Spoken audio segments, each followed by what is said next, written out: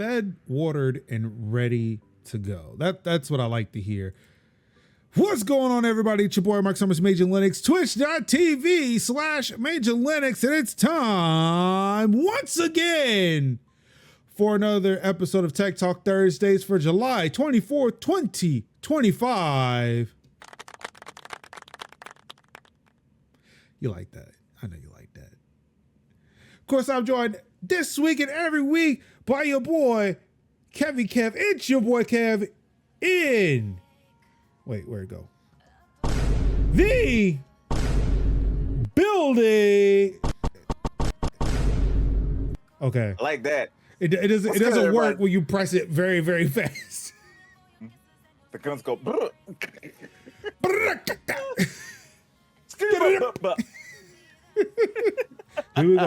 we go, Scatman again.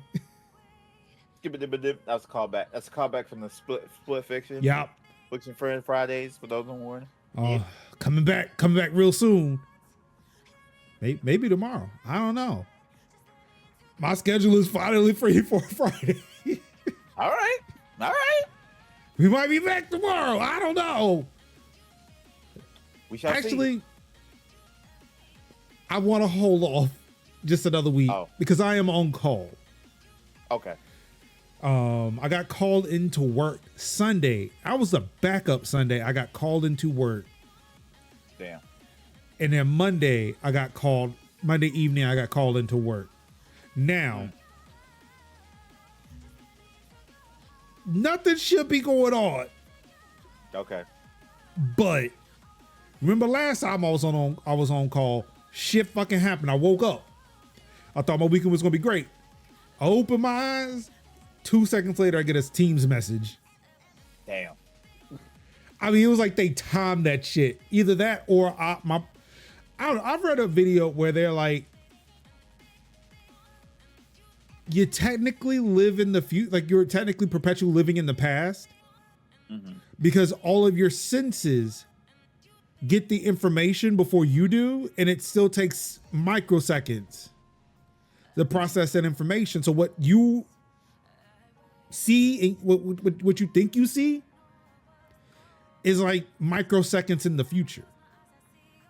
So for all I know, my phone actually rang, which woke me up, but I perceived it as happening later than it did.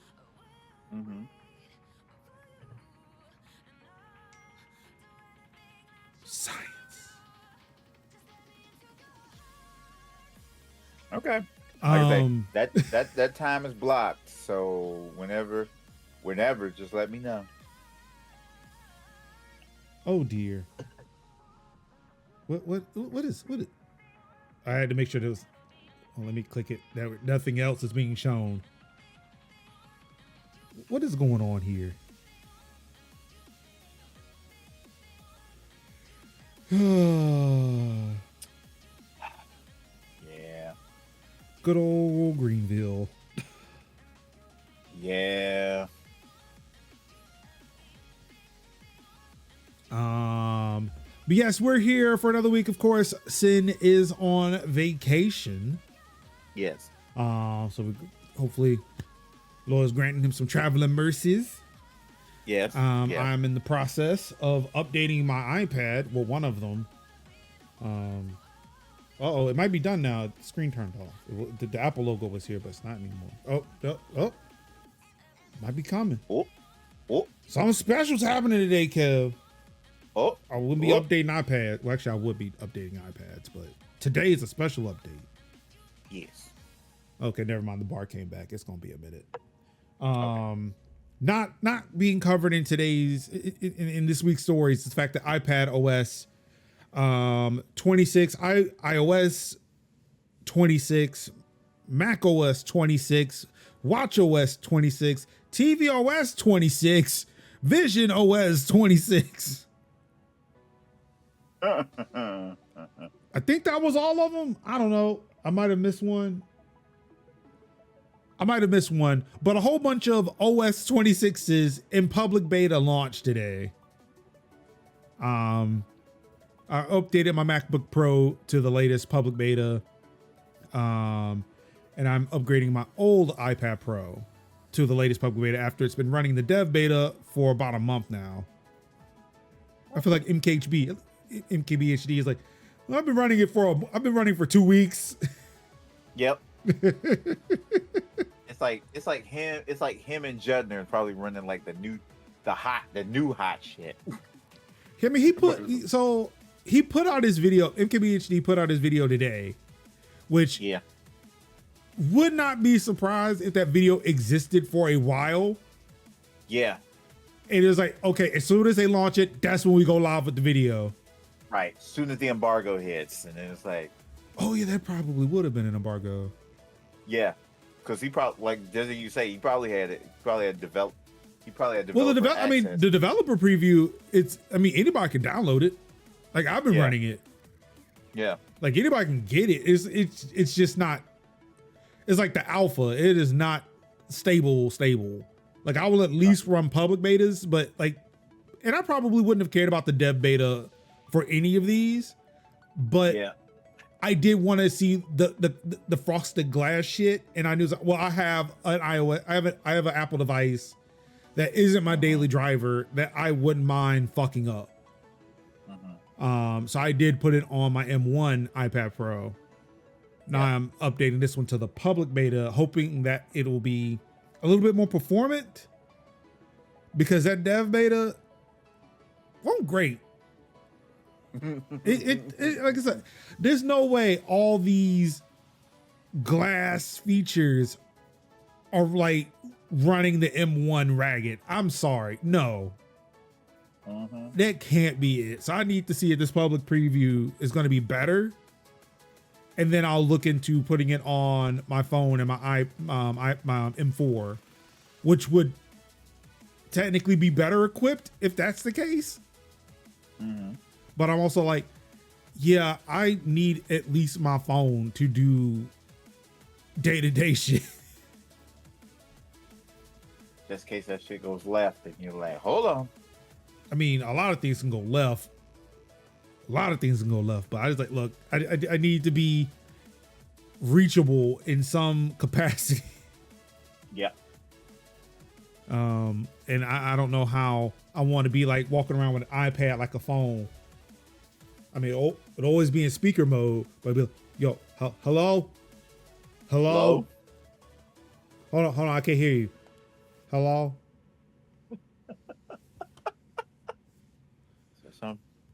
Well, we got it. It's done now. The notification is really small. Do you see that? Where you go? Look at it.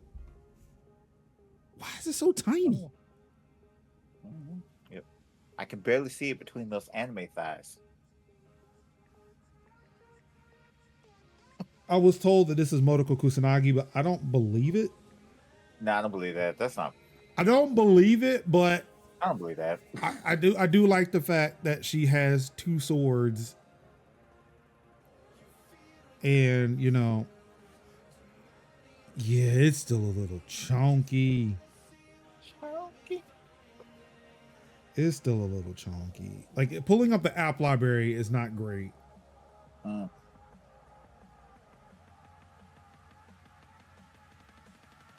don't know. Maybe they'll optimize it a little bit more. I would like to hear other people's thoughts, but yeah, it's this animations aren't as smooth as I would like for it to be. Anywho, we got some things to talk about this week. Of course, some Apple news. Hey, would you like to save a little bit of money with your Apple device insurance? Because now you can. Grindr apparently has an issue with anti-Zionism. Aliens and why? A startup is selling your data to debt collectors so that way they can find you. Why? And who knew a billionaire would think that AI is the way of the future? Again, I dated ends with what? Yes, tell me when you've heard any of these things before. Tell me if you've heard me any of it. Keep going. Let's see. a game retailer is being told they can't sell adult content. Again, a day that ends in Y.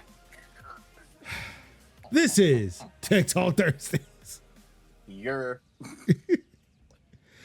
Starting off this week, Apple announces AppleCare One multi-device bundle with simplified pricing. That's right. For $20 a month, you can insure up to 3 devices.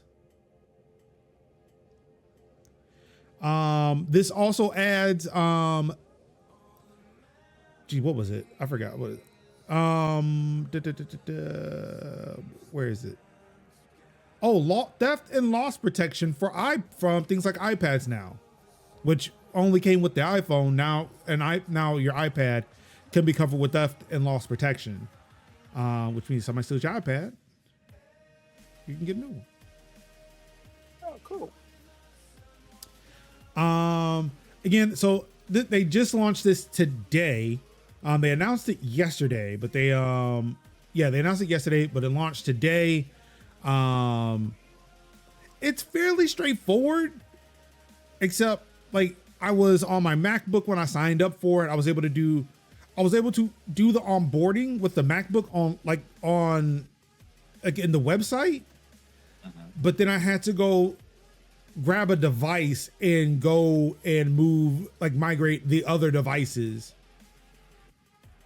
through like the AppleCare setting in on my iPhone. So it's like you can technically do all of this in the settings app, but I had to you switched devices after that. So it's a little cumbersome, but at least when you do it, I mean, like, again, I have my my MacBook Pro, my iPhone, and my iPad, my M4 iPad Pro covered, along with my Mac Studio and my Beats headphones. Now, you may notice I named 5 devices. And that's because for an additional $5.99 per device, you can add a new device. So for me, I'm now paying about $35, like with taxes and stuff included. $35 for 5 devices, which isn't that bad because I was paying like $15 alone for my iPhone. Like I can't remember what I was paying before for all these subscriptions, but at least now it's like one subscription is like about $35 a month, and I have 5 devices that are covered. I can still add more. So again, I feel like this is a way, especially if you have an iPhone and another Apple device, and you're using AppleCare. This is a good program to kind of combine all of those and save a little bit of money with that. Hello, humans who aren't in the Epstein files. I mean, we can say that. we can say that. We can say that. I don't know what's in those files. They won't show us. Contessa won't tell us.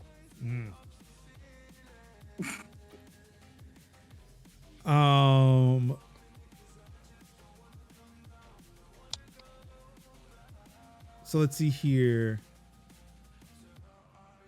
Making sure I'm not missing anything. Okay, so the theft and loss protection also extends to the Apple Watch, along with the iPad. So hey, if you lose your Apple Watch, you can get it replaced. So Ruin, as you said, like, what is AppleCare One? AppleCare One is a multi-device AppleCare solution. So you can cover like up to 3 devices for $19.99 a month, with each additional device at $5.99. Yeah, so I mean, like even so, apparently, like even with the screenshot here, AppleCare One is $20 a month. AppleCare Plus for an iPhone 16 is $12. So I mean, you now get to cover an iPhone, an iPad, and an Apple Watch. Which I feel like most people would probably have. Like of the 3 devices, like if you were to cover any 3 devices, like it would probably like your iPhone, an Apple Watch, or like some AirPods or something. I don't know if AirPods are covered in this. Oh, they are. Yep, right there. Or, you know, people may have like a iPhone, an iPad, and a MacBook. Yeah. That's like 3 devices, $20 right there. But yeah, like again, like people may not be able to afford, you know, they may not be like, they may not be me and just be wildly reckless with money until they lose a job to where they have multiple devices like this. So yeah, like an iPhone, an Apple Watch, and AirPods, like the whole all-encompassing solution for $20. I feel like it's not bad. That's not bad.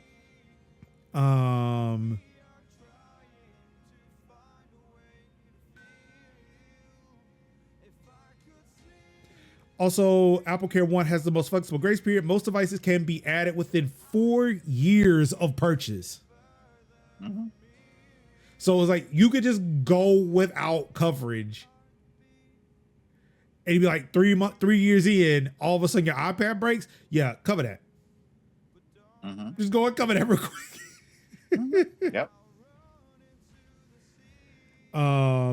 I wouldn't recommend it. I would say, like, look, for $20 a month, might as well just cover that shit now while it's still working. Because you never know how they go check it. Never know. Like if you drop it in the water and they try to cover it, they may know how long you dropped it before you put it on AppleCare. Or you can do like Linus and take that shit apart, take the iMac apart, and then break it trying to put it back together. Well, I'm pretty sure they won't cover that even with AppleCare. Yep, they took and plus they made a video of it. Yeah, so just don't be that idiot. I'm just saying. Yeah, don't be that fool. Yeah. Yikes.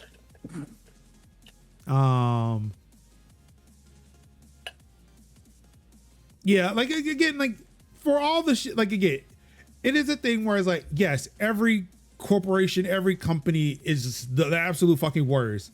But occasionally, like Kev says, look, a broken clock is right twice a day. This is a win for Apple. I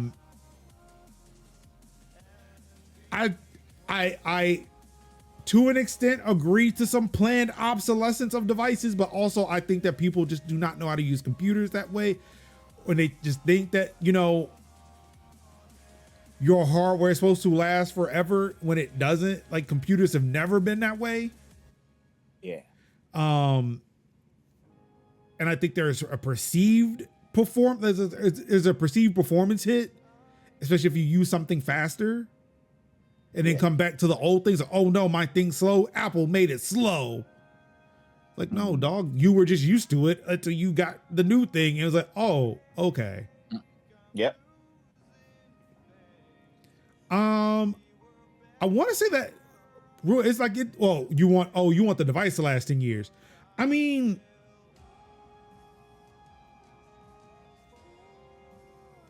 yeah, I don't have an Apple. Actually, I might have an Apple device that is still working 10 years on. I can't remember when I bought my iPad mini 2, but that device still technically works.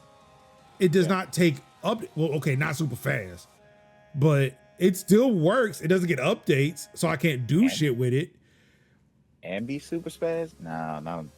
Yeah, no. And be super fast? Not on these specs. But like, look, I can get it to open whatever apps were installed on it. Probably, I can get it to open up Safari and surf the web. Yep. It can still technically check email. Yep. Like for basic ass shit, that iPad still fucking works. Yeah. It just can't do all the other cool stuff. Yeah. That's what I'm saying. Like when we talking about like when you talking in the vein of like planned obsolescence or forced obsolescence, it's like opening an app slow, like going to like check mail slow, that, but if it's functional, it's functional. And that's the thing too. Like, here it is, like the trash can Mac, right? The trash can Mac Pro. Yeah. Let me go. That just got marked as obsolete like 2 weeks ago, right? Yeah.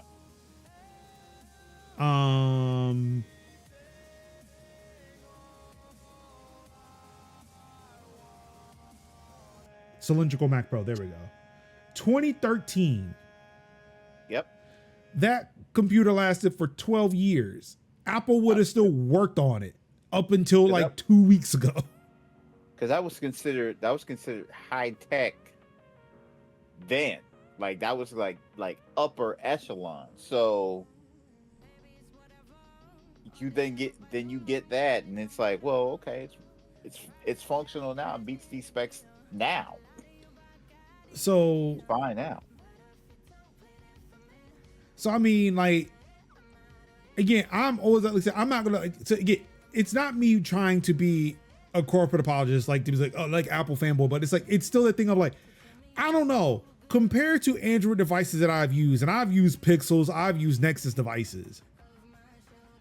Those things are like really slow after 2 years. And it's not because of the hardware, it's because of like how that, I mean, it's part of the hardware, but it's like how that hardware scales to new software that's being installed onto it. Right. Now, the newer Pixels with the Tensor chips, I can go get my 6A right now, and that thing will still perform. Yeah, my 4A had incredible performance. If it was maybe it was solid performance. Okay, wait. Actually, I got rid of mine 2 years in, so I wouldn't know. You wouldn't know. Like I said, I had mine basically throughout the entirety of the pandemic and up until upwards of maybe like last year. Yeah. And the only reason why I got rid of mine is because the battery was swelling. But yeah, like the 6A right now. Now, granted, there are updates that are being sent to the 6A. Yeah. And I want to say updates going to the 6A if you're on Google shit that would hamper the battery. Yeah. I didn't really look into it that much. So I don't know what that means for people who aren't on Google's version of Android. Like right now, my Pixel 6a runs Graphene OS. So I don't know what this means for my 6A, but performance wise, that 6A, which is about to be 4 years old, or at least, well, maybe 3. Yeah. Maybe 3 years old. Actually, yeah, 3, because I got it in 2022. It's about to be 3 years old, and it feels a lot better than a lot of Android phones that I've owned at like 1.5 or 2. Yeah.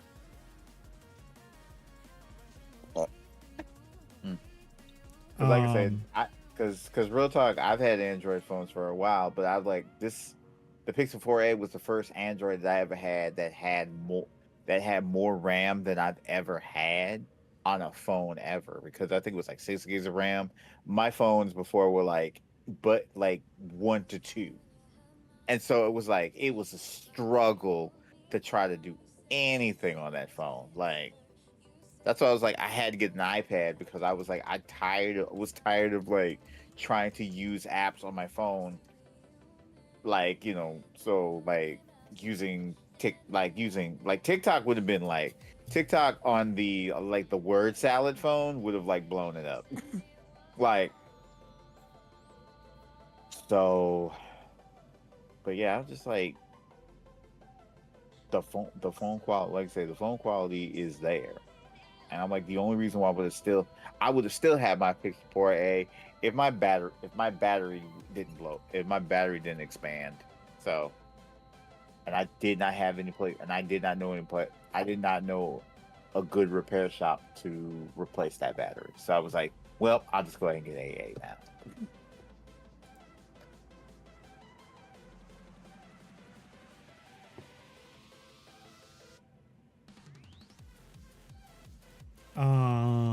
So yeah, again, going back to AppleCare One, again, I think like this is a good move.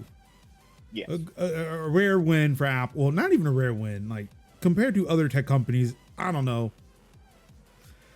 They win more than they lose, but and in more Apple news, Apple reportedly alerted the Iranians to spyware attacks in the lead up to its war with Israel. Again, I don't know what other companies are doing shit like that. I just wanted to point that out. You know, Iranians were over there sitting minding the business, and you know, Israel, just being the perfect victims that they are, decided, oh, we'll just hack the Iranians.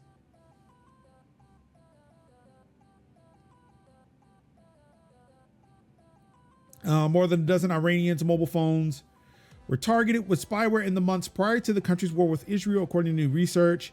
Mian Group, a digital human rights organization based in Austin, Texas, found a number of Iranians who received threat notifications from Apple in the first half of 2025, and researchers believe that they only identified a fraction of the total targets.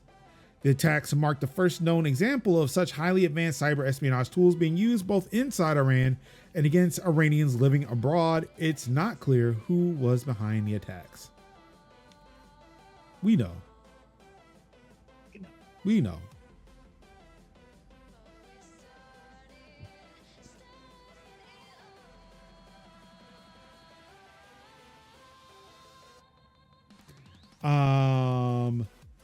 And speaking of Zionists, we're gonna knock through these today, baby. Grindr apparently will not let users say no Zionists as a preference. You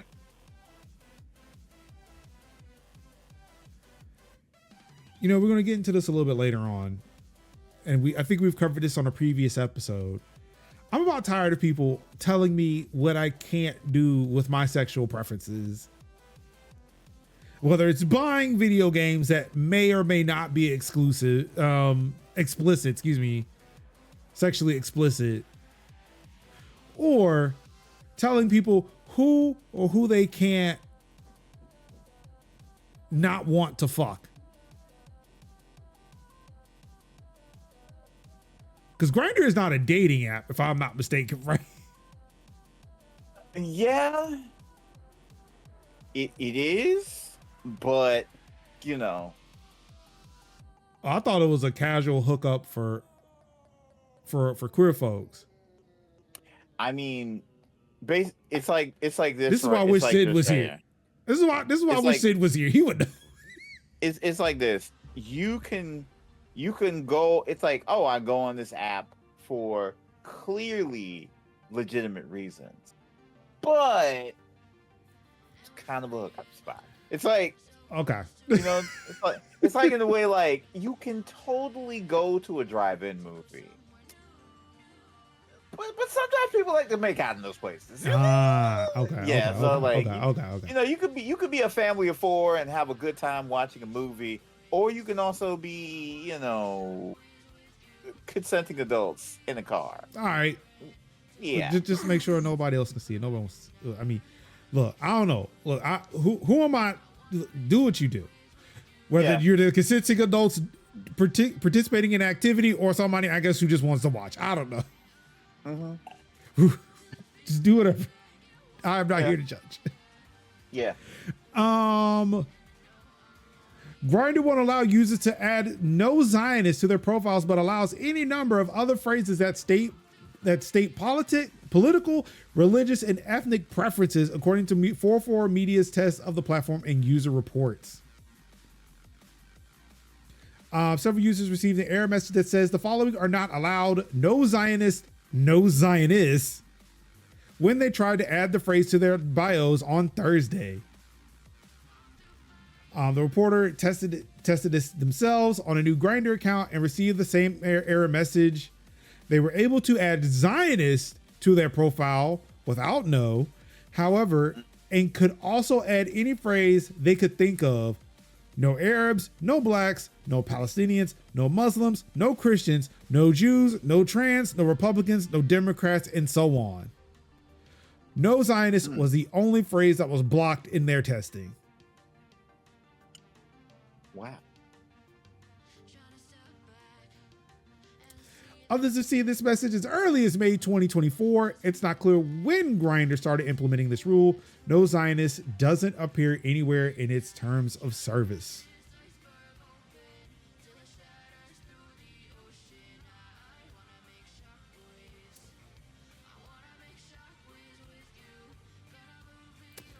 In terms of service, its terms of service does state, however, quote, you will not post, store, send, transmit, or disseminate any information or material which a reasonable person could deem to be objectionable, defamatory, libelous, offensive, obscene, indecent, pornographic, harassing, threatening, embarrassing, distressing, vulgar, hateful, racially, or ethnically, or otherwise offensive to any group or individual, intentionally misleading, false, or otherwise inappropriate, regardless of whether this material or its dissemination is unlawful. So again, the other phrases, I just want to reiterate, the phrases that were tested included no Arabs, no blacks, no Palestinians, no Muslims, no Christians, no Jews, no trans, no Republicans, no Democrats.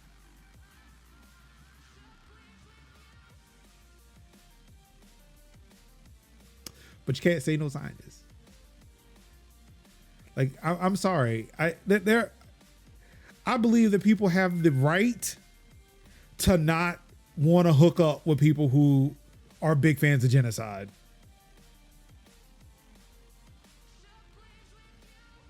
People should be able to love who they want to love and say no thank you to the people they want to say no thank you to.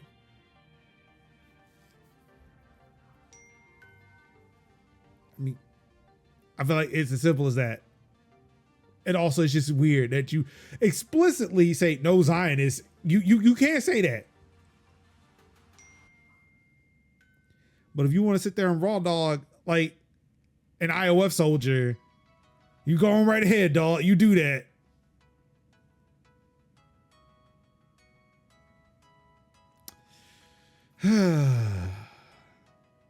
Kev, what are we doing?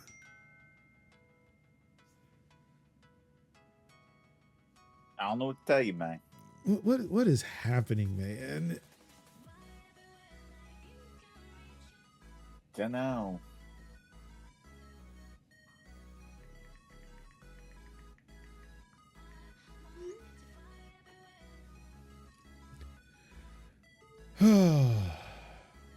Kev, you remember when I was having some issue? Do you remember we were talking about the issue I was having with my thermostat where it would automatically adjust, you know, to try to save energy during the very hot months? And I got very upset that it was doing that. What if I told you that your electric company will snitch on you to the cops if it suspects that you are growing weed in your house?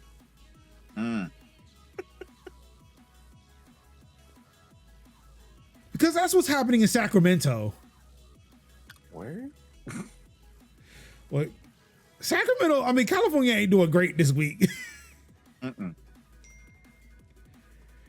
In May 2020, Sacramento, California resident Alfonso I swear I can never pronounce that name. I don't know. Alfonso, let's say, was alarmed to find two Sacramento County Sheriff's deputies at his door, accusing him of illegally growing cannabis and demanding entry into his home. When Alfonso refused the search and denied the allegation, one deputy allegedly called him a liar and threatened to arrest him. Oh, that's Win. Okay, so it's Win. Yep. I had a teacher with that name like that. Win is a very common name. It is, but I've never learned how to pronounce it. Yeah. Because I was right there with you, brother. I was like Nguyen, and he was like, "Oh, it's Win." Oh, perfect. Got it. All right. Sure. The sad thing is, and I do apologize if a coworker does watch this show. but they also have the same last name. And I'm like, just I can't ask. I've been here for 6 months. I can't ask. Actually, no, it's been 8 months now. I forgot. Damn. Look at me being gainfully employed for almost a year. Won't he do it? I mean, but there's still that shadow from last week. 8 months. Yeah. According to Emotion. Small victories. According to Emotion. Oh, wait, hold on. I got you. Hold on. Nope, that's the wrong button.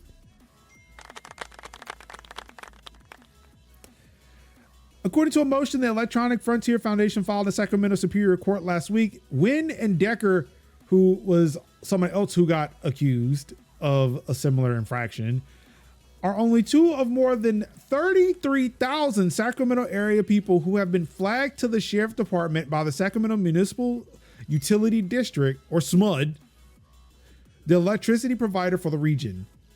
SMUD called the customers out for using what it and department investigators said were suspiciously high amounts of electricity indicative of illegal cannabis farming.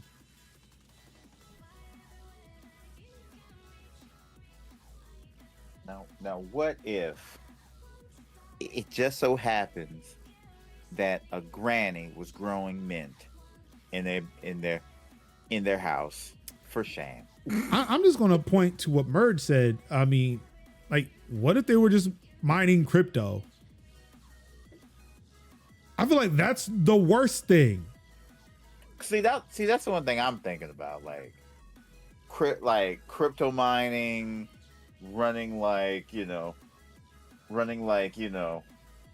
copyrighted materials through like file servers, Shut up, Kev. Getting a little too loud over there. Shut up.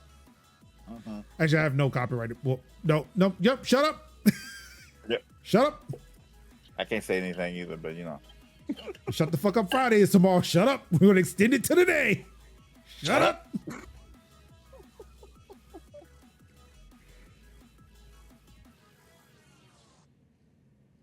But yeah, it's amazing that it's only because of, okay, wait.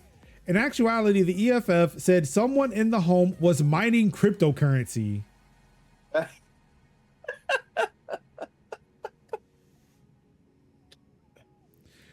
This was for Decker specifically.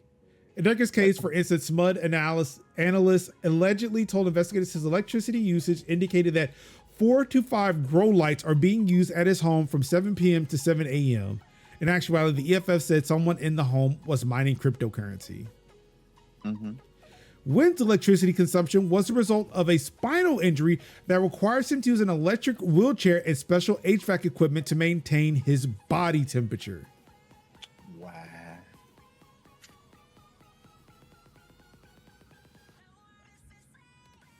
Versus even gaming on a 5080 or 5090 will probably trip their filter. 5090 especially. Yeah. Oh, don't worry. There's been a motion that's been filed in the Sacramento Superior Court. Lawsuit. Sue. SMUD, like most electric utilities, relies on smart meters that wirelessly transmit data about each customer's power consumption. These reports measure usage in 15-minute intervals that can give clues about the types of appliances drawing power inside each home. The EFF characterizes the practice as a mass surveillance scheme that indiscriminately targets nearly all in the Sacramento area, even when there is no suspicion of wrongdoing. And I agree. Yep. You're just wrong. Further raising concerns in at least 2 cases, SMUD and I keep wanting to read analysis, but it's analysts. You would think I would know that, given the site we run. SMUD analysts describe flagged customers with a description of, I guess, 4K or I guess 4 kilowatt hour Asian. And multiple Asians have reported there. The fuck kind of description is this, bro? Jesus Christ. What the fuck? The EFF said that from 2020 to 2022, the Sacramento Sheriff's Department levied penalties of nearly $100 million on owners of properties where cannabis had been found. About 86% of those property owners were of Asian descent, the EFF said. Oh, shit. Also contributing to the scope of the dragnet, law enforcement has over time lowered the suspicion threshold. In 2014, the consumption was 7,000 kilowatt hours per month. In 2023, the threshold was lowered to 2,800 kilowatt hours. So as shit gets hotter and more people would probably use shit like an AC unit to keep themselves cool. Yep.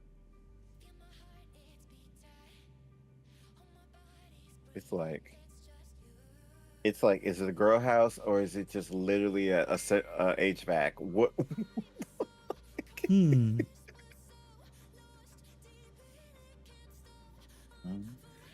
Merge says, I have 6 people and 6 people's worth of devices in my household. The only thing they're going to find here is my fiscal irresponsibility. Yep. Yes. Yep. Yep. Yep. Gonna find only bright lights they're gonna find are these like freaking key light airs to like. That's it. Look, they'll find this PC running, 2 other PCs running. Yep. Like I would say the Mac, but that thing, I feel like that thing sips power. Yep. Some surprisingly warm fire sticks. That's. Cause they run all night. An overworked router. I mean, a DAS, a Raspberry Pi, network switches. Yep. Like 20 monitors. Like what are we doing? What are we doing? I was saying, like, shit. Oh my God. This is fucking ridiculous, bro. It is ridiculous because it's like, I could imagine, boy, I would just imagine like Georgia Power pulling some shit, trying to pull some shit like that, but they're too broke to do this type of shit. So, like, smart. Georgia Power would never do some shit like that because they'd come up and be like, bitch, do you not see this HVAC? This is life or death, brother. But nigga, y'all balls are sweating. Wouldn't you be running this shit? That's what I'm saying. Like, we're running this thing to survive. You rolled up over here, AC on full blast. Why wouldn't mine be? I live in a literal, figuratively swamp. I live in a swamp. I live in wetlands and trees. I'm afraid I am, my head is on a swivel for alligators on a regular basis. What do you mean I'm not running this thing on a smooth 75? What do you mean? Bro, when my fucking thing told me it's 78 degrees up here, I was like, what? No, what? That doesn't make any sense. I swear, I like when people tell me, like, yo, look, my house is a cool, balmy 80 degrees. The fuck are you saying? Like, let me go call that man. Let me call the man. Bro. Like, I'm calling the cops. I don't trust you. Jesus. To be fair, if too many people use electricity here, the state catches on fire. I mean, yes, but let me provide you with somebody who definitely should be slapped the cuffs on. Oracle. Also OpenAI, but I just really want to throw Oracle under the bus because, as always, fuck Oracle. Yep. OpenAI partners with Oracle to build. Okay, Engadget, you had 2 days to fix this typo. I noticed it then, and I forgot.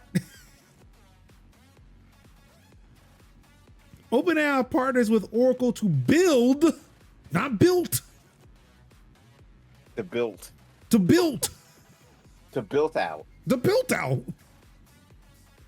What are we doing? That sounds like something I would write. The built out. And I will call you out for it. But Kev, what are we doing? What are we doing? Use Grammarly or something. Like, damn. Spell check don't work? Come on now. No, this is grammar check, which not a lot of places have it. Yeesh. Like they spilled it correctly. Mm-hmm. They spelled built correctly. That's not the problem. You know what tech site that does have a spell check? DCAanalyst.net. Boom. Oh, wait, hold on.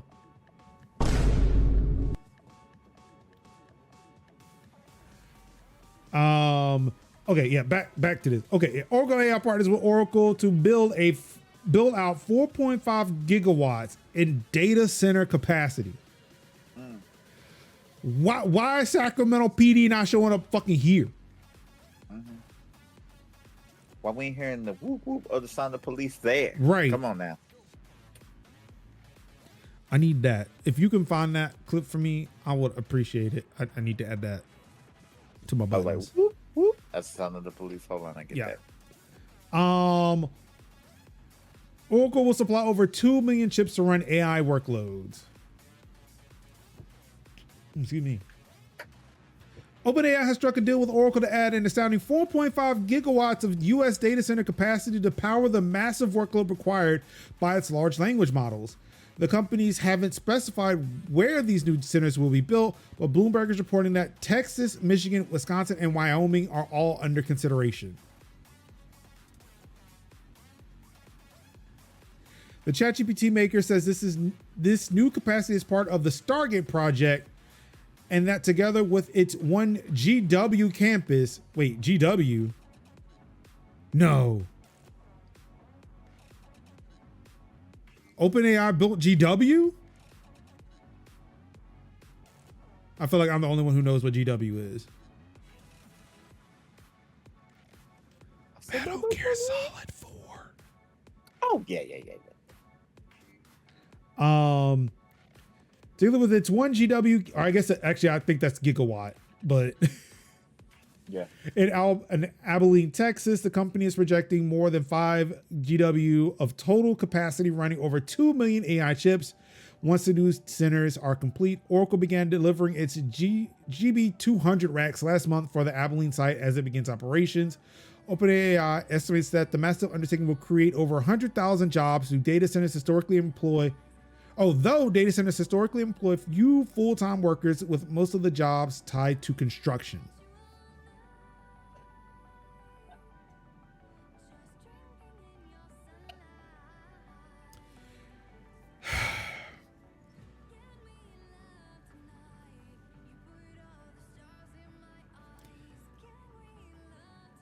There are some people out there, some groups of people, some organizations that believe in AI, which has made me torn a bit.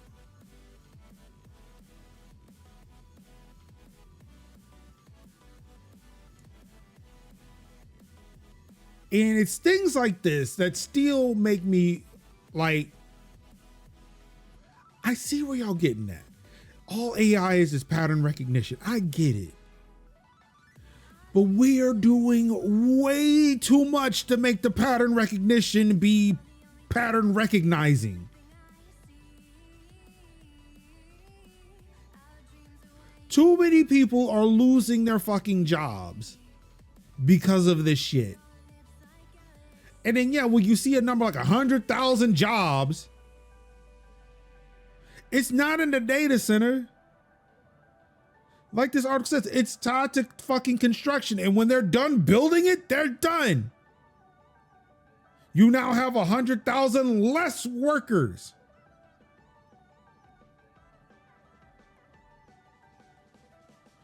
What the fuck are we talking about?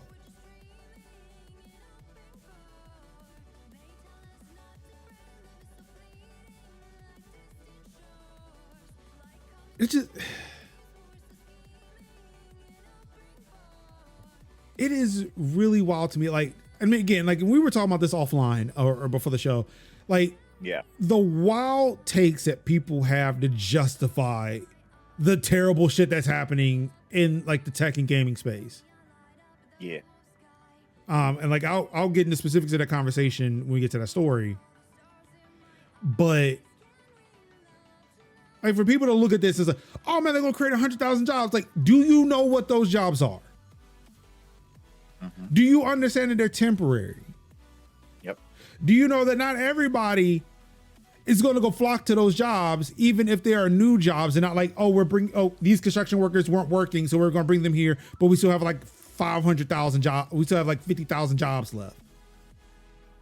Nobody's going to really flock to them like that, because you think by kicking all the immigrants out, that's just going to make people do those jobs. It's not. What you're going to end up doing is taking the labor that's in the prison system or the detention center system and put them to work for like pennies on a dollar. Effectively finding your loophole around the 14th Amendment. And guess what? Those are mainly black and brown people you are hiring. So it's just effectively fucking slavery. Like chattel slavery. Yep. The fact that we've come full circle on all of this. And it's like, people don't see it. They still fucking swear by fucking ChatGPT, Copilot, Gemini, Claude, Mecha Hitler. Without looking at the ramifications of what's being stolen from people. Like, the one thing I heard the other day was the fact, like, they looked at all this shit is trained on publicly available information, whether they had the permission or not. So, well, how do we gloss over that part? Whether they had the permission. This shit has a fucking consent problem. And the only people who they're getting the consent from can sit there and work out deals. Nobody's paying me to scrape Major Linux or DCA. Nobody's paying me to sit there and take any content from Major Linux, from youtube.com/Major Linux. Nobody's paying for Kevy Kev's content like that. Oh. The fact that people are going without clean drinking water. The fact that the earth is heating to a wild degree where it's fucking raining and it's like a thunderstorm every fucking day. We're about to experience another fucking heat dome this weekend. Another one. Yep.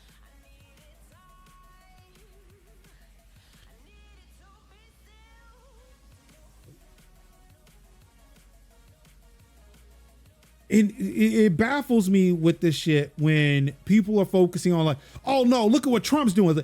No, look at what this capitalist system has enabled. Yep.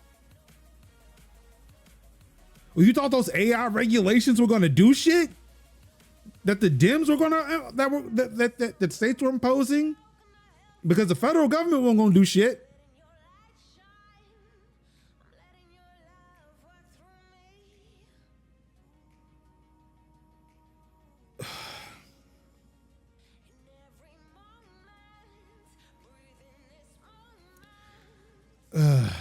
I just Bird says, what gets me is that companies do this all the time. Hey, let the tech company take over this core competency of ours.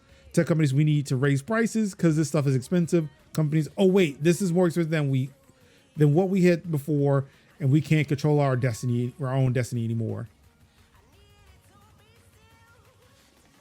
Yeah, I remember when Google was talking like, oh yeah, we're going carbon neutral by 2030. While also talking about Gemini, and then it was like, oh shit, yeah, nah, dog, we ain't gonna make that. Sorry, my bad.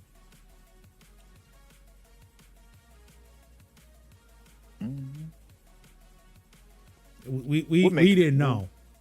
we're making the boxes recyclable and not putting charger bricks in there. But hey, AI though, ah.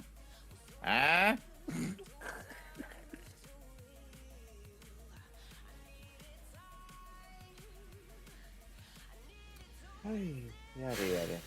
In more AI news, Yep. Trump's AI action plan targets state regulations and ideological bias. So because Trump's little AI part of the bullshit billionaire bill didn't pass. I like the that's where I think about it. Somebody says big beautiful bereavement.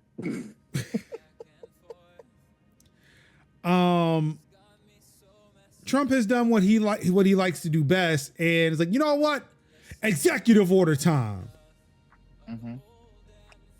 Because he realizes, he can do whatever the fuck he can. He can do whatever the fuck he wants now. Can't get what I want. Executive order. Can't nobody say shit because we got supermajority. Because again, Democrats are too fucking limp dick to do shit. They want to be right, then win every single time. Everything has a process. Mm-hmm. If you don't like it, vote them out in the midterms. Motherfucker, shit's on fire now. She's broke now. Wait till the fucking midterm. The fuck you talking about? We may not make it to the midterms. You might not make it to the midterm. I was at a protest yesterday.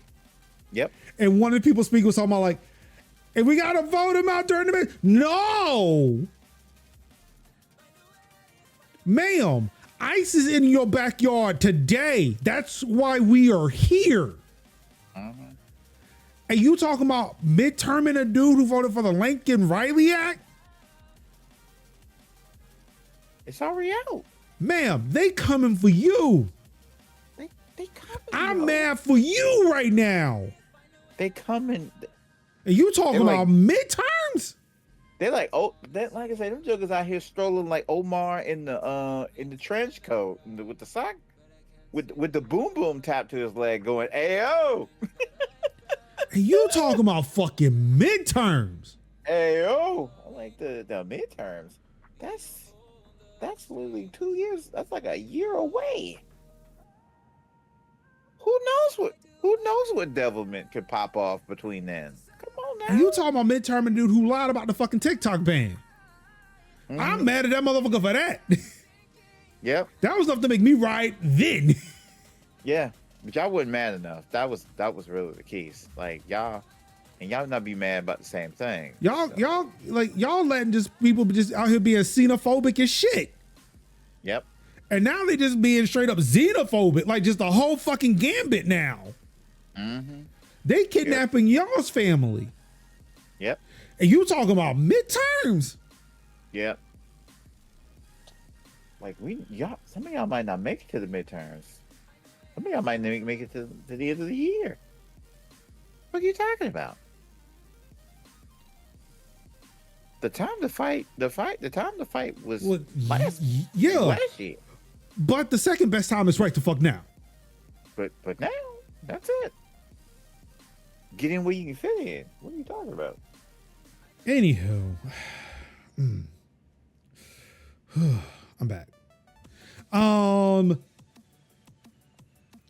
let's see. Now, after months of consultation with industry players like Google and OpenAI, the administration has finally shared the specific actions it plans to take. Notably, the framework seeks to limit state regulation of AI companies by instructing the Office of Science and Technology policy, and other federal agencies to consider a state's existing AI laws before awarding AI-related funding. What if we don't want it? What if I don't want my state to have AI-related funding? What if I just want AI to fucking die? That part. The federal government, quote, the federal government should not allow AI-related federal funding to be directed to those states with burdensome AI regulations that waste these funds. All right. If my state looks like it is not going to let these companies use these funds, then damn. Our hands are tied. They won't give us the money.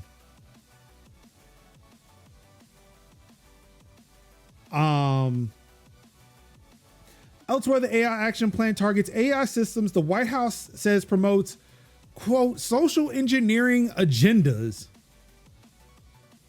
So you mean like the AIs that are scamming people by making a recording that sounds like me to scam my parents, right?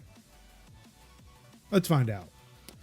To that end, Trump plans to direct the National Institute of Standards and Technology through the Department of Commerce to revise its AI risk management framework to remove any mention of, quote, misinformation, diversity, equity, and inclusion, and climate change.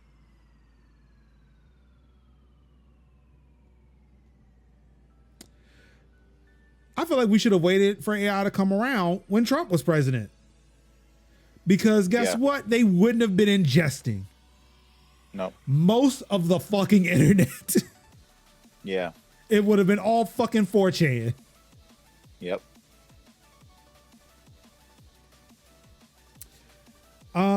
Furthermore, he's calling for an update to the federal government's procurement guidelines to ensure the government only contracts model providers that can definitely say the AI systems are, quote, free from top-down ideological bias. Just how companies like OpenAI, Google, and others are expected to do this is unclear from the document. I mean, look, Grok or XAI and Meta apparently to me are the two leading companies that are trying to do that. One we can watch happen in real time. And was it Discount Jack Harlow is apparently trying to make Meta's AI less left leaning, which is like, oh no, our AI just isn't reading as many books as it used to.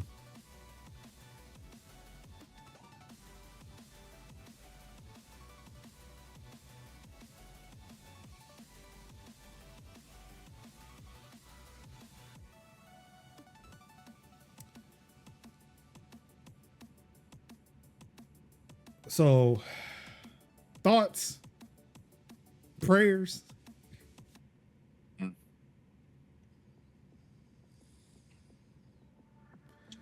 gonna be hot, man. In more ways than one. Just when Flint got their water back. Just when.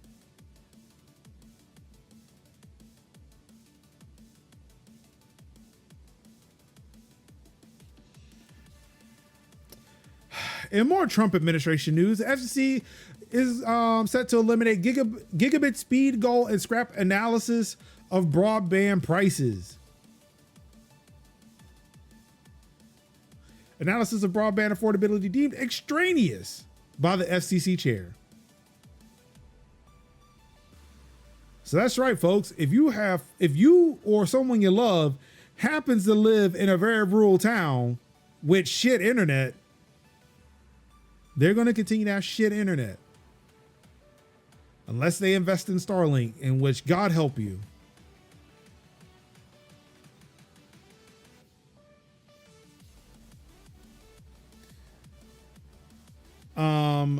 So the changes will make it easier for the FCC to give the broadband industry a passing grade in an annual progress report.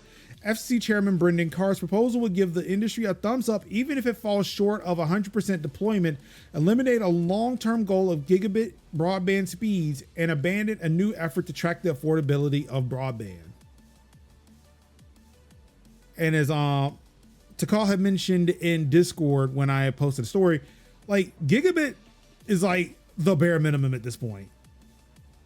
Like other countries are like that are way beyond that. Like I can buy 5 gigabit now from Google Fiber. I want to say actually 20. I think the 20 gigabit came out and we covered it.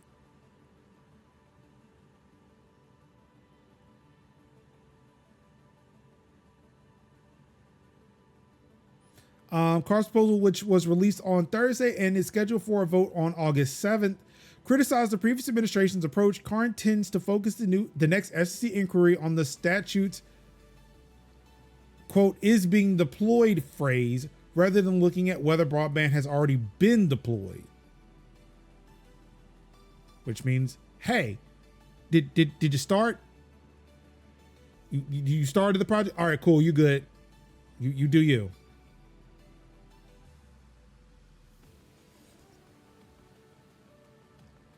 Like the levels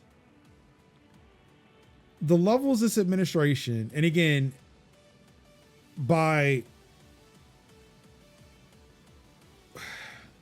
association, just this whole capitalist government bullshit enable this to happen. Mm-hmm.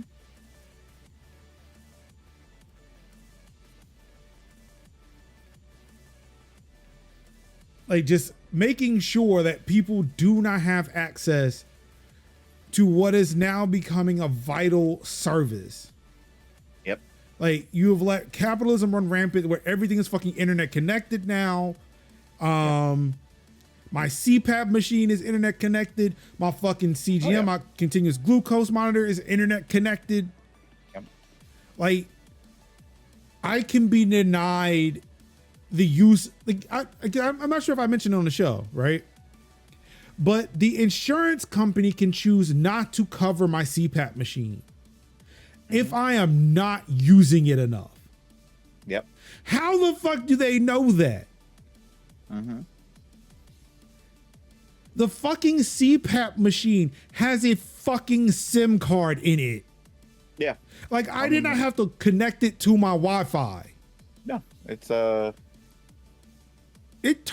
turned it on in the office of the fucking home health center. It connected to the internet. Yep. It connects that's what my mom does. Like they oh, we changed the settings. I'm like, how did we change the settings? They connected to hers and then they changed the settings. I'm like, when I was in Pennsylvania, that shit was connected. Yep. In a hotel. And I don't connect the hotel Wi-Fi unless I absolutely have to. Yep.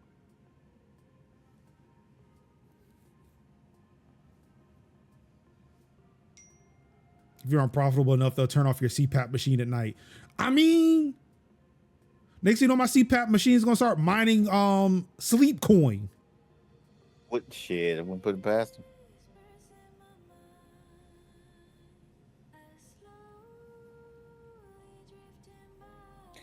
Get an 8-hour mine on top of that? Shit.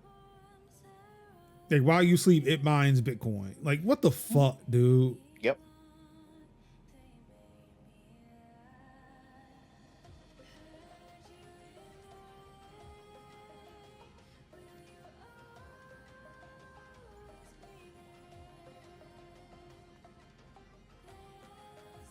Like I say, things are just getting like audibly worse, but it really does feel like there are just days when I just feel like, damn, we are really having like fucking Captain Planet villains running the country. Right.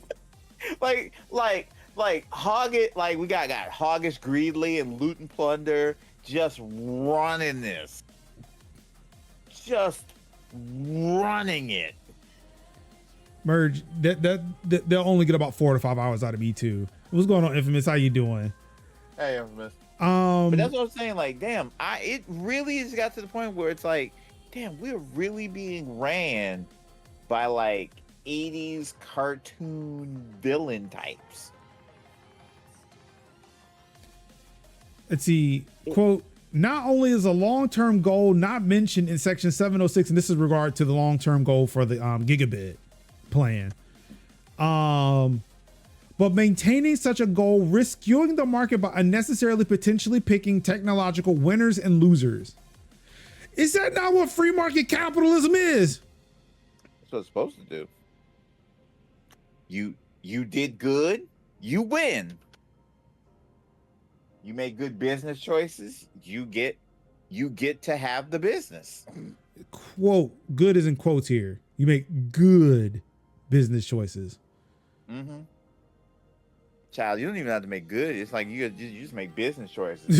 Did you make a choice? Yes. Here is $1 Yes. million bonus. Right, yeah. Someone somewhere on the internet said that Captain Planet won't work these days because the villains are too realistic now. Like it'll just be straight up murder at this point. We need Don Cheadle. That's who we need. It's blood diamonds at that point.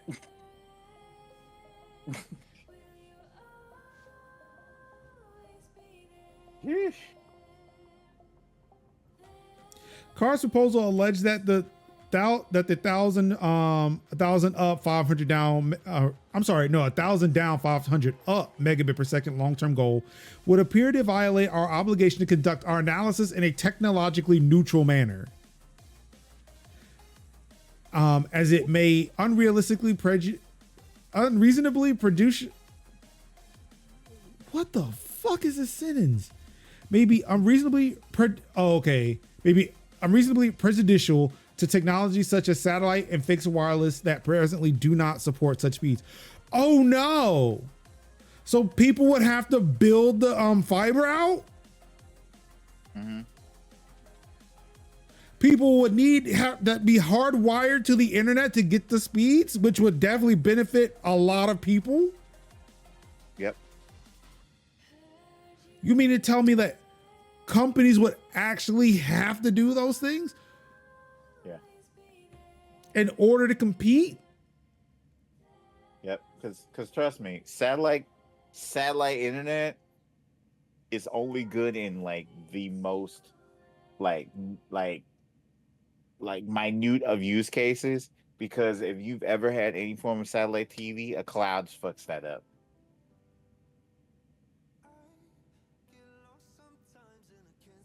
Oh, you had clouds? Yeah.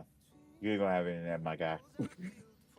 It's like they are just going out their way to keep people fucking uninformed. Yep. Like whether it's the dismantling of education, keeping people like disconnected. Like, am I gonna have to go out there like Sam Porter Bridges? Am I gonna have to go build the chiral network? Pretty much.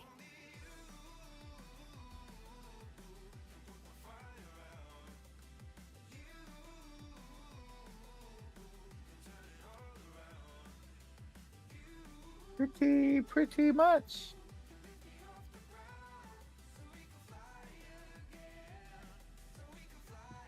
Cause that's wild to that. Cause like I said, that's wild to me. Cause like say I'm a big proponent of like rural access and like extending out. Cause it's already hard enough as is to find proper and consistent access to internet. Because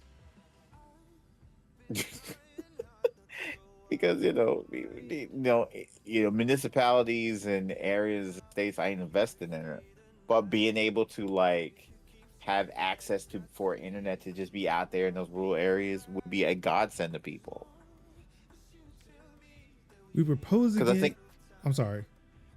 No, I'm just saying like one of our like fairly big arguments was like of a topic of like people don't necessarily have the access to have their entertainment and their information, and it would be kind of remiss of, because I know there's people who are living now being like, hey, I don't need the internet.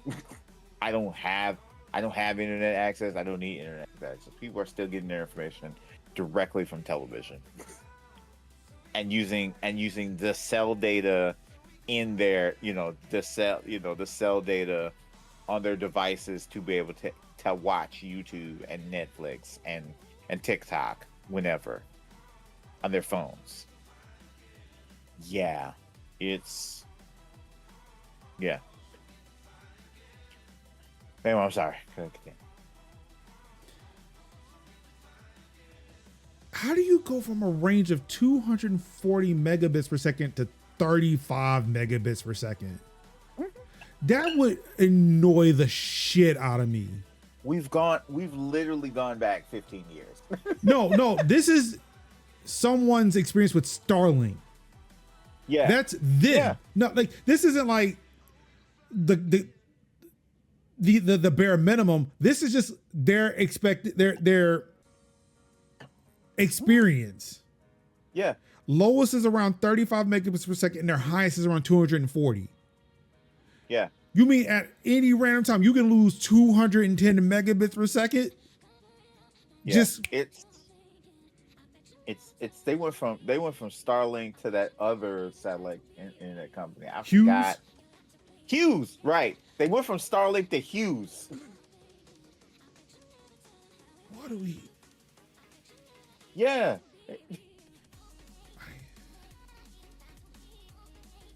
That fucking hurts my chest, man.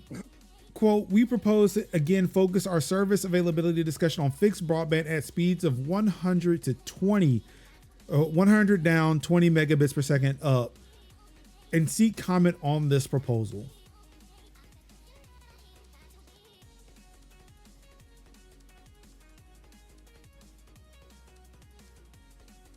We only want you to consume, never to contribute. Yep, that part.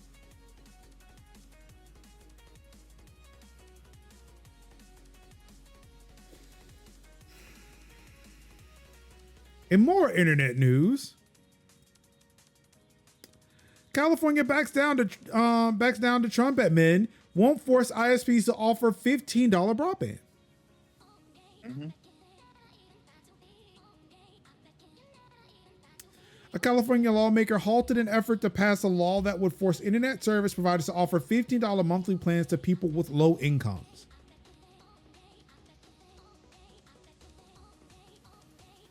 Something that is becoming increasingly more important to the survival of our fucking species. Yep. Because we let fucking capitalists connect every fucking thing to the internet. Yep. And you mean to tell me that we can't have a low-cost service for people who need access to the internet? Mm-hmm. Yep. That was for the longest time, like AT&T Access, which was like $10 to $12 plans, and then it was like, I think it was called like AC. I was like ADP, I believe, and that was going on until that got killed, and then so it was like people would have like, people would like lock in, and then you would have like $30 or $40 access for some people, which is, pretty good speeds. It's very disheartening. It's very shameful.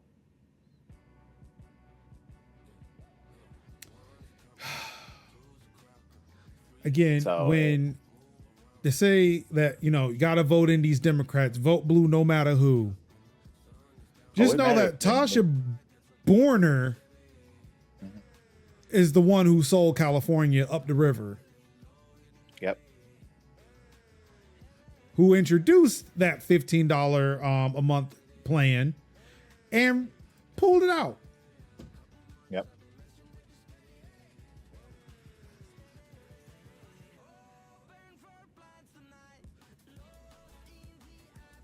That kind of stuff hurts. That kind of stuff hurts my feelings. Like, it hurts my spirit because, like I say again, people are increasingly becoming. As you say, people are becoming increasingly more and more dependent on internet, and for them not to have access to have proper access to is very truly disheartening. And Borner, a Democrat who is chair of the Communications and Conveyance Committee, faced pressure from internet service providers to change or drop the bill. She made some changes, for example, lowering the $15 plan's required download speeds from 100 to 50 megabits per second, and the required upload speeds from 20 to 10. Sheesh. But the bill was still working its way through the legislature when, according to Borner, Trump administration officials told her office that California could lose access to $1.86 billion in broadband equity access and deployment funds if it forces ISPs to offer low-cost service to people with low incomes. So instead of looking out for the people, Right. she fucking sold them out for an investment of over $1 billion that are probably going to the ISPs, which aren't going to go to any of these programs. It's not going to make affordable internet. They were going to go there anyway.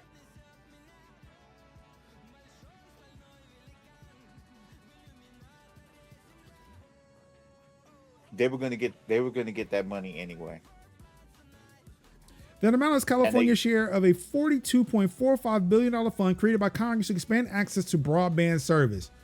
How much you want to bet that shit's going to get cut? That shit's going to get clawed back. Yep. And they're going to be like, damn. I mean, that money was coming, but now it's not there. There's nothing we could do. And now you don't have cheap internet for your low income neighborhoods. Nope. You did all that and still don't even get anything. That's That's the part that hurts me. It's like you did all that and you still got nothing. You got less. You bowed, you scraped, and you still got nothing.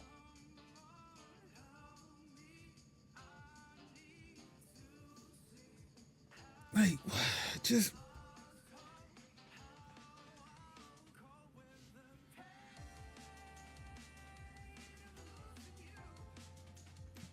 like, oh God, I hate this. I fucking hate all of this shit. Me too.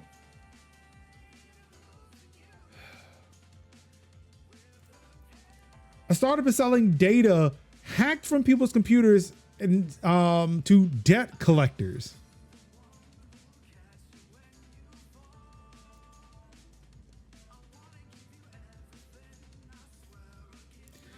Multiple experts 404 Media spoke to called the practice deeply unethical and in some cases the use of that data probably illegal. The company is also selling access to a subset of the data to anyone for as little as $50. And 404 Media used it to uncover unsuspecting victims' addresses. Yeah. I believe John Oliver did something similar to this. Well, no, I think that is just location data that's just being aggregated. This is like, no, you got hacked. And they stole your data off your computer, not just like, oh, you accessed a wireless access point, or a wireless access point in the halls of Congress. Mm-hmm. This is like, yo, we got your bank statement off of your hard drive. Oh, dang. Yeah.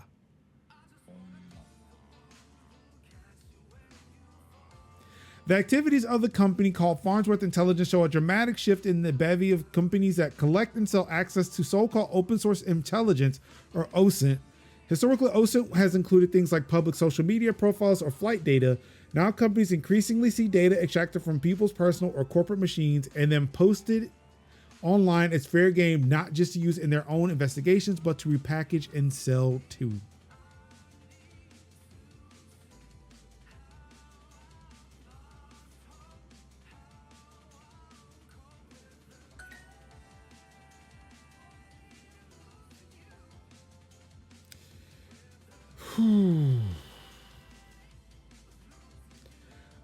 Maybe somebody over there's got the Epstein list though. Thinking about it. I don't think so. Damn. Contessa ain't gonna let us have that. I assume you're talking about Bondi. Who's Contessa? The one that looks like Contessa. Starts with a T. Oh, Gabbard. Yeah. Oh, Because when I seen that picture, I was like, you know who this? You Oh, know see, what I she don't look know. like? See, if you said Look. Julia Louis Dreyfus, I would have understood who you were talking about. I didn't know what her first name was. Oh no, I was. Oh yeah, I know. I'm I just don't I saying, don't like pay she. close enough attention to Marvel like that. It was like I seen her in tail end of like what was it, Black Widow, and then I seen her again at the end of like um thing of Thunderball, the no no no no no Thunderfoot, nope um Black uh Panther. Falcon and the Winter Soldier. That's Oh, what it was. Falcon and the Winter Soldier, and then then it was like Captain America, but then also she was also in Thunderbolts, and also in Black Panther yeah, too. she was in Black Wakanda Panther. Forever. Yeah, Yeah, so seen her a lot. So yeah, she's Contessa, and she looks like Tulsa. she Same does. white stripe, and I was like, you know what? That answers a lot of questions now. Not her looking like the Contessa de Forte. See, okay, hold on. Maybe I did. Let me hold on. I'm gonna go look at this crash out rant again. Maybe it was something I missed. Okay, thank you for providing the Brooklyn Nine-Nine version of that audio clip. Yeah, I figured you just want to see that again. That was it. Oh, okay. I did read that. I read it and then forgot what was in it. Yeah.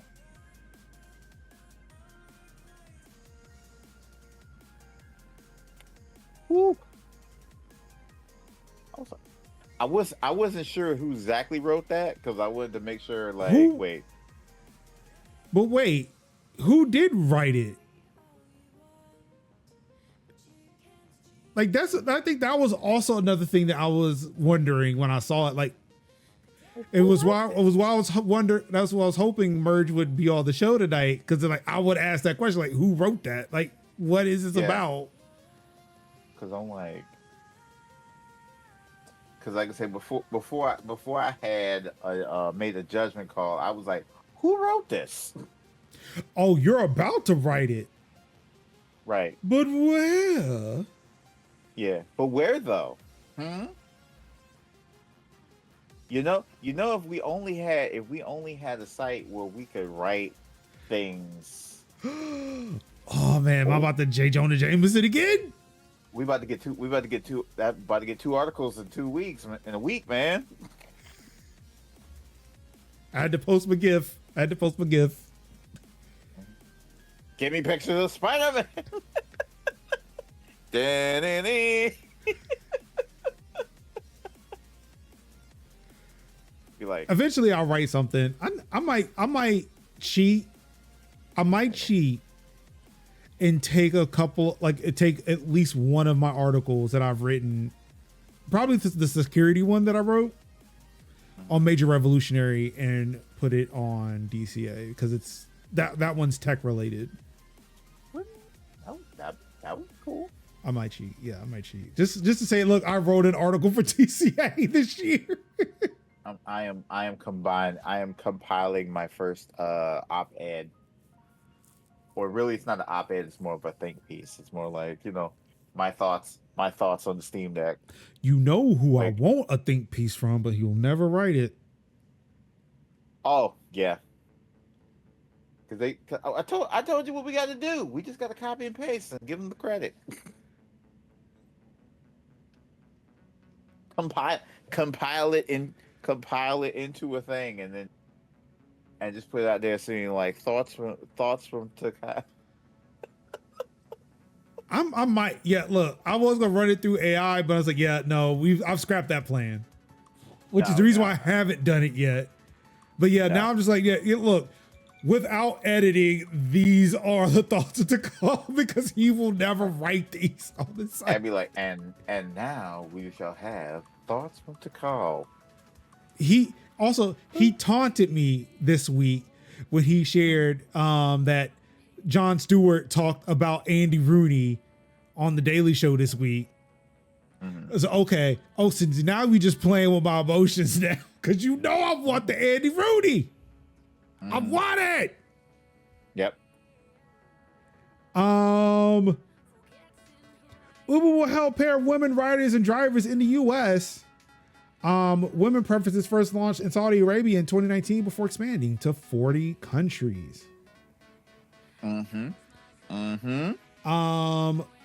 has announced that women preferences, a feature which will allow women riders to be matched exclusively with women drivers and vice versa, is being tested in the U.S. This feature was first launched in Saudi Arabia in 2019. Competitor Lyft has also operated its Women Plus Connect program since 2023.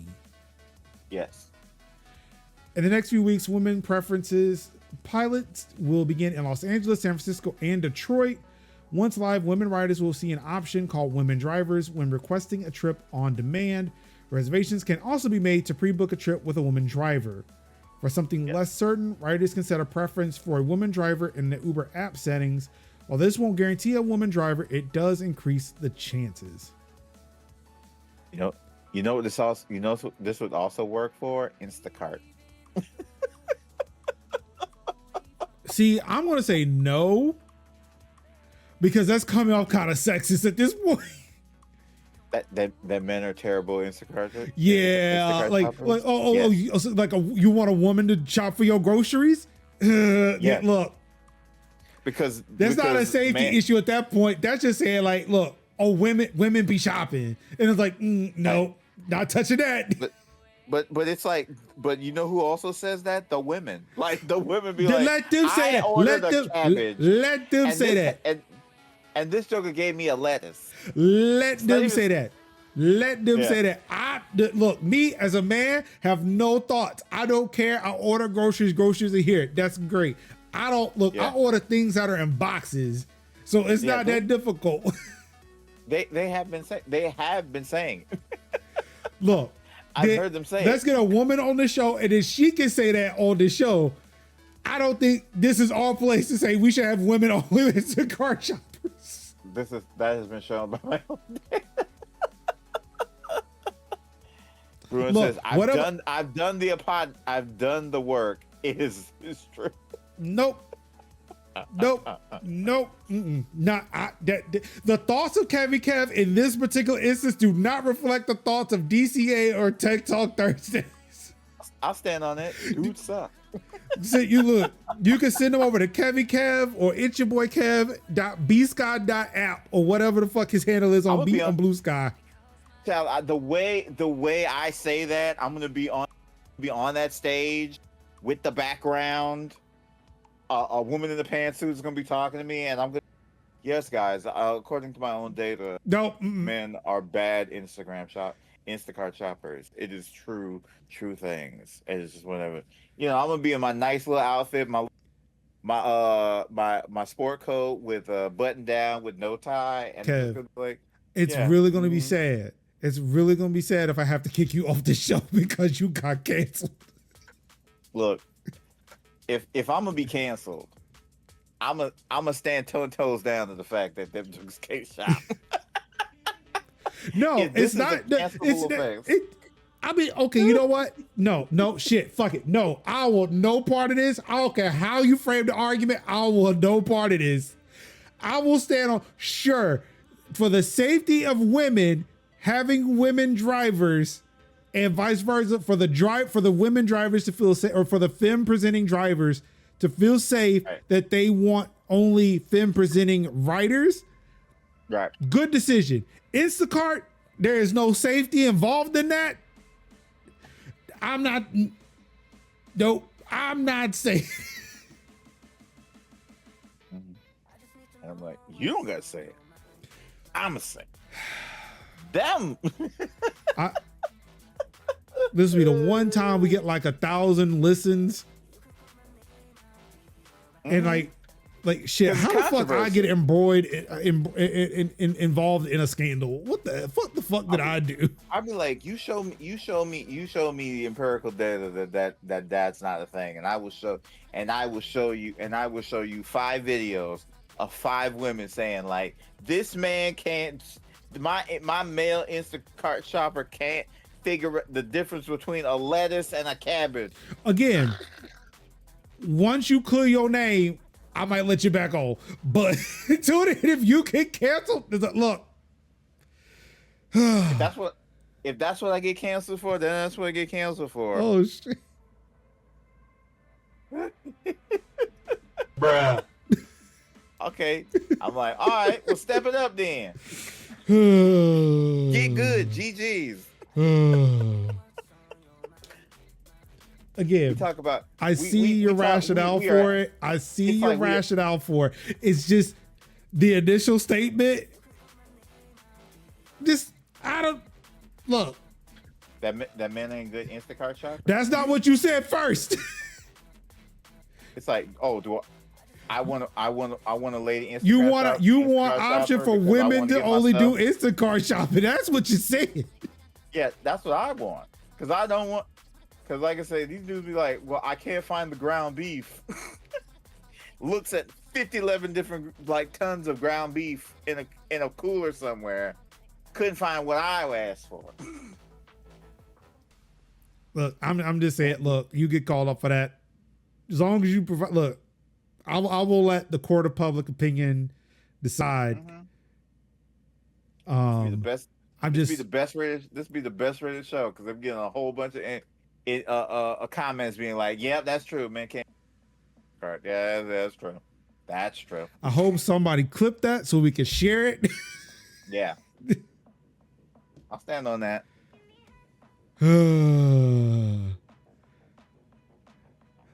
Let's see. Let's move on to something that I don't know could possibly be less controversial, but I don't know. This is really tough. Yeah. Intel confirms it will cut a third of its workforce by the end of 2025.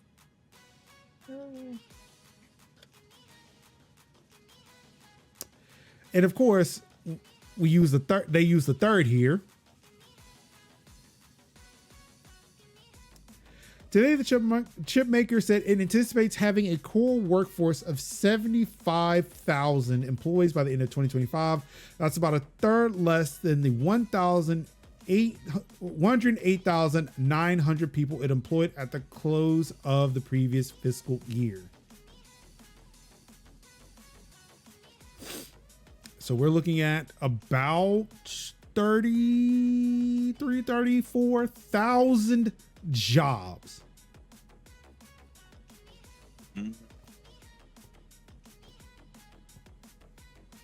Just gone.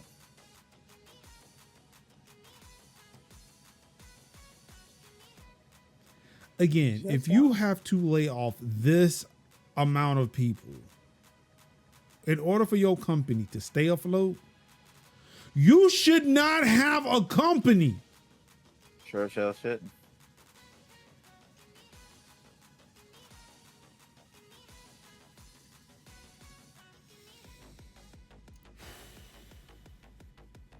I'm sick. Uh-oh. Well, this is where we're supposed to start games, but I guess I didn't check these links before I clicked them.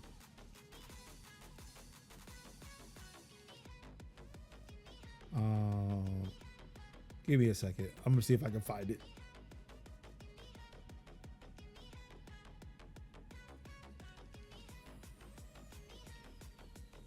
Maybe I should just search for it. Where's the search bar?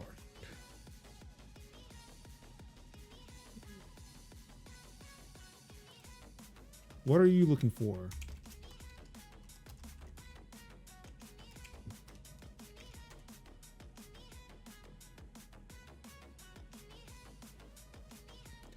To see this content enable cookie, you can't show me a fucking search?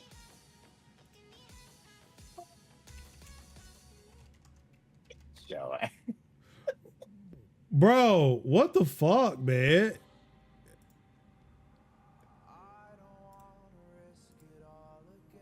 Let's see, PC. There's one Final Fantasy article, but not the one I'm looking for.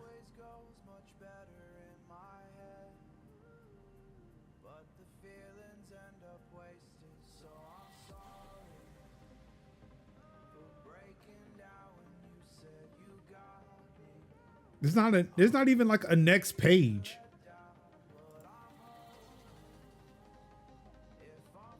MMO. Okay, I found it. I don't know what's going on with these links and why they're not able to be found.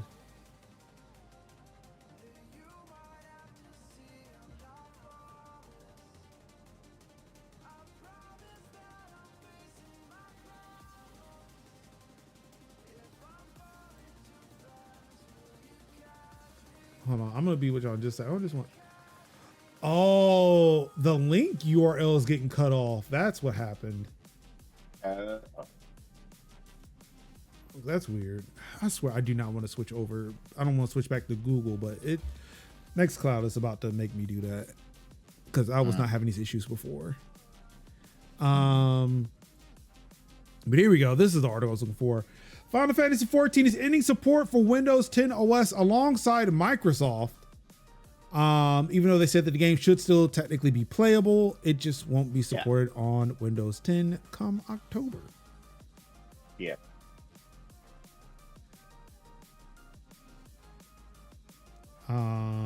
Moving on.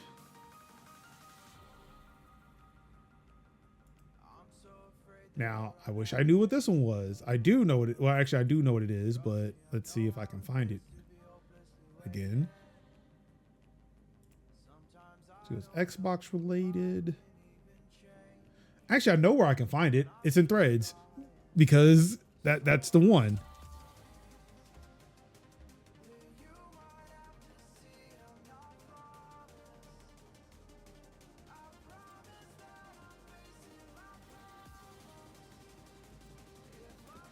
All right, time to talk about the article that was labeled clickbait by members of the Threads community. ZeniMax employees discuss chaos of Microsoft's inhumane mass layoffs in new report. ZeniMax employees have spoken out following Microsoft's mass layoffs impacting over 9,000 employees at the company, calling the process, which reportedly saw, quote, hundreds of colleagues at the studio lose their jobs, quote, inhumane.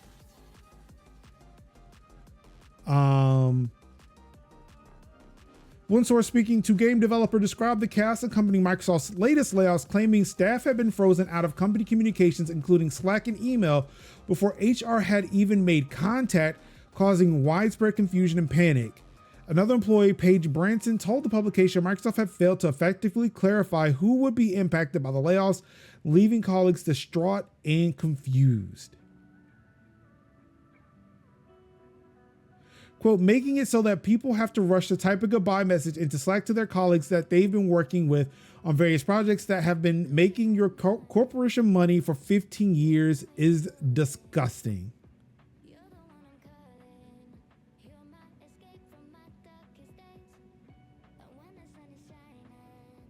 According to one game developer source, Microsoft's layoffs, quote, affected, quote, hundreds of ZeniMax employees. As a result, Branson told the publication, quote, a lot of practical knowledge just disappeared overnight. Everyone left now has to pick up the pieces as best they can.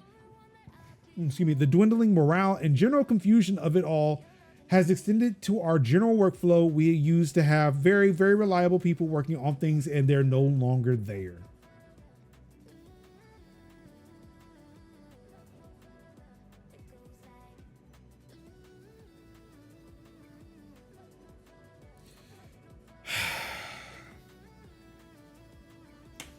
Now, while this is sad on its own, and we're just going to talk about this article just on its own, right? Right. However, as it was again a good conversation that Kevin and I were having prior to the show, this article made its rounds on Threads for me today. Yeah. I should have left it open, but I closed it. Let's see.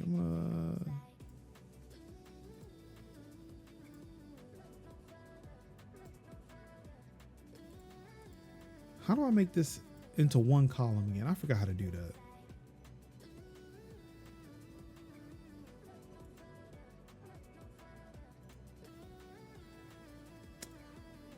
I don't want to add feeds, but shit, it doesn't matter. Let's see.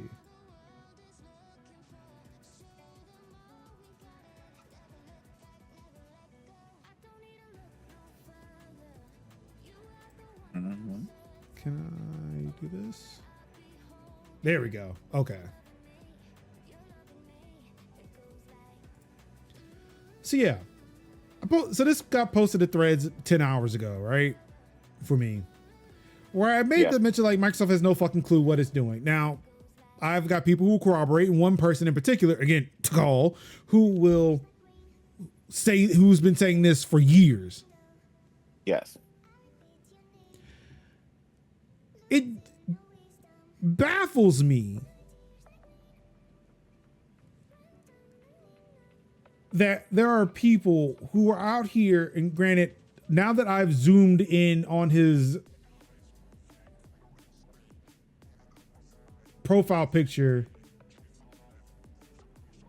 got some AI bullshit going on. Yep. Oh, but at least he's posting things to the Fediverse. Good for him. So that way everybody can see his terrible takes on the internet.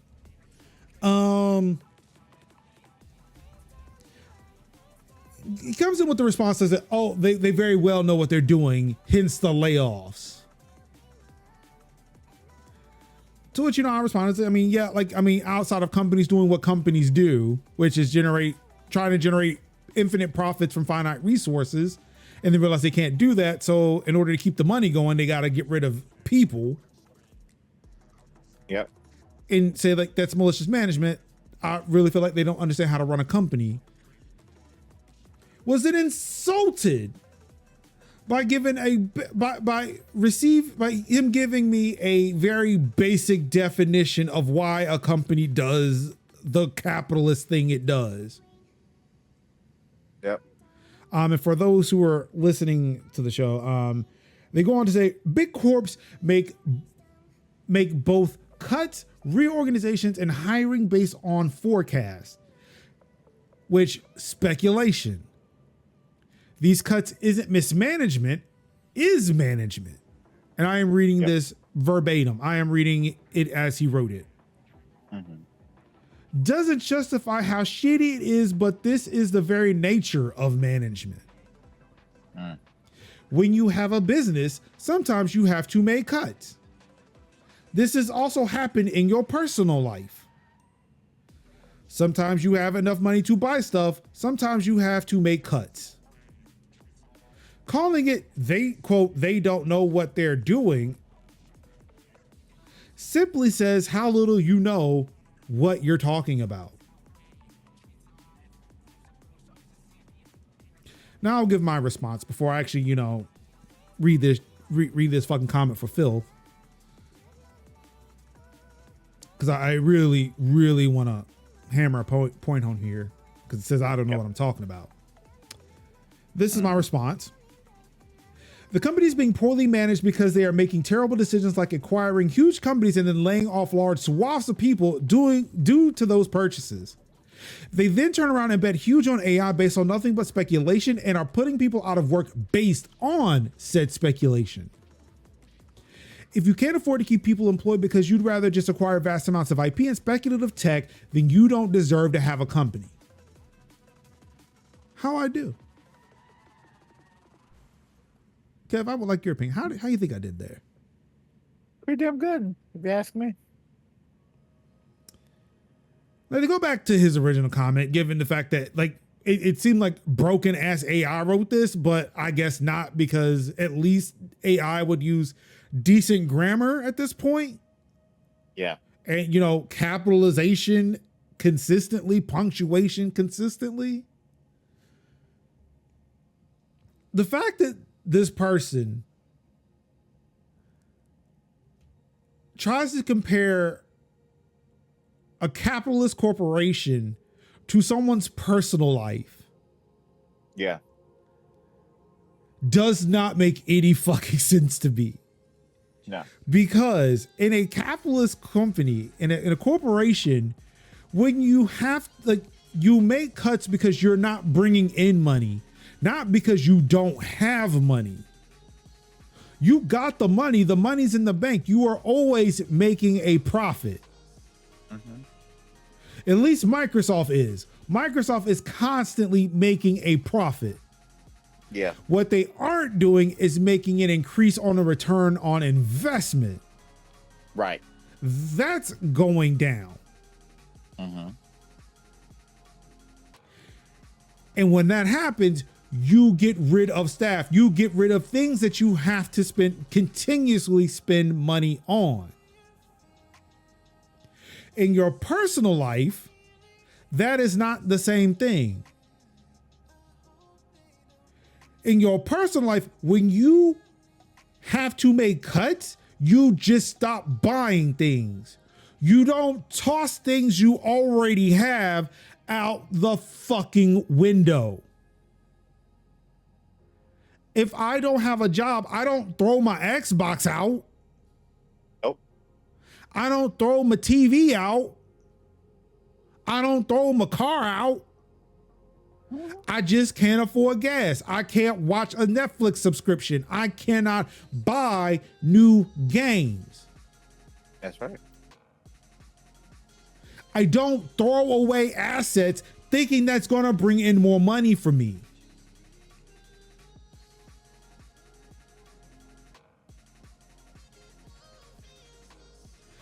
It baffles me that people come onto the fucking internet and fucking dick ride for a fucking corporation who does not give two shits about you. Not one bit. Satya Nadella, Mike Booty, Phil Spencer, Sarah Bond don't give a shit about you. And you are caping for them. Yep. What in the fuck? Yep. And then have the audacity.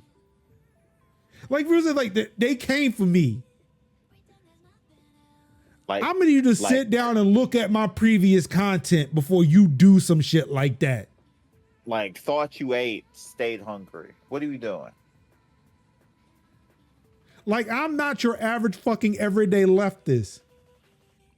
I got the theory and I got the fucking praxis, motherfucker.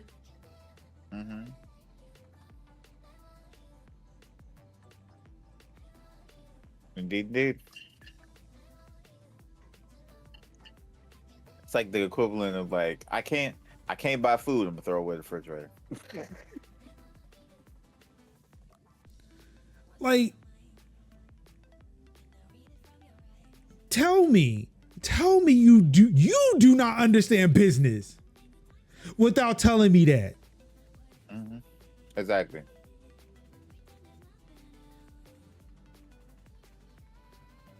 Motherfucker, I analyze this shit like not for a living. I wish I did. I wish somebody would pay me for this shit. I do this shit for fucking fun, really. Or because it necessarily doesn't pay me to know, but it benefits me a hell of a lot to know shit like this.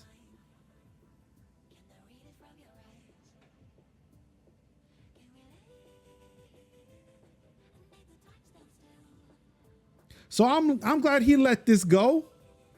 But motherfucker, you just got dragged. Yep.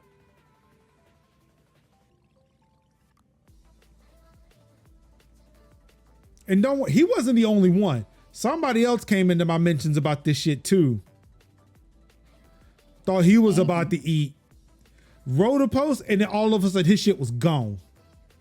I don't even know what he wrote.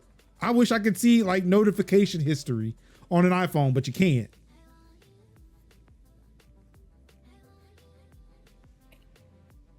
And then this motherfucker. This fucking edgelord. Eurogamer is clickbait and hashtags don't work here. Okay.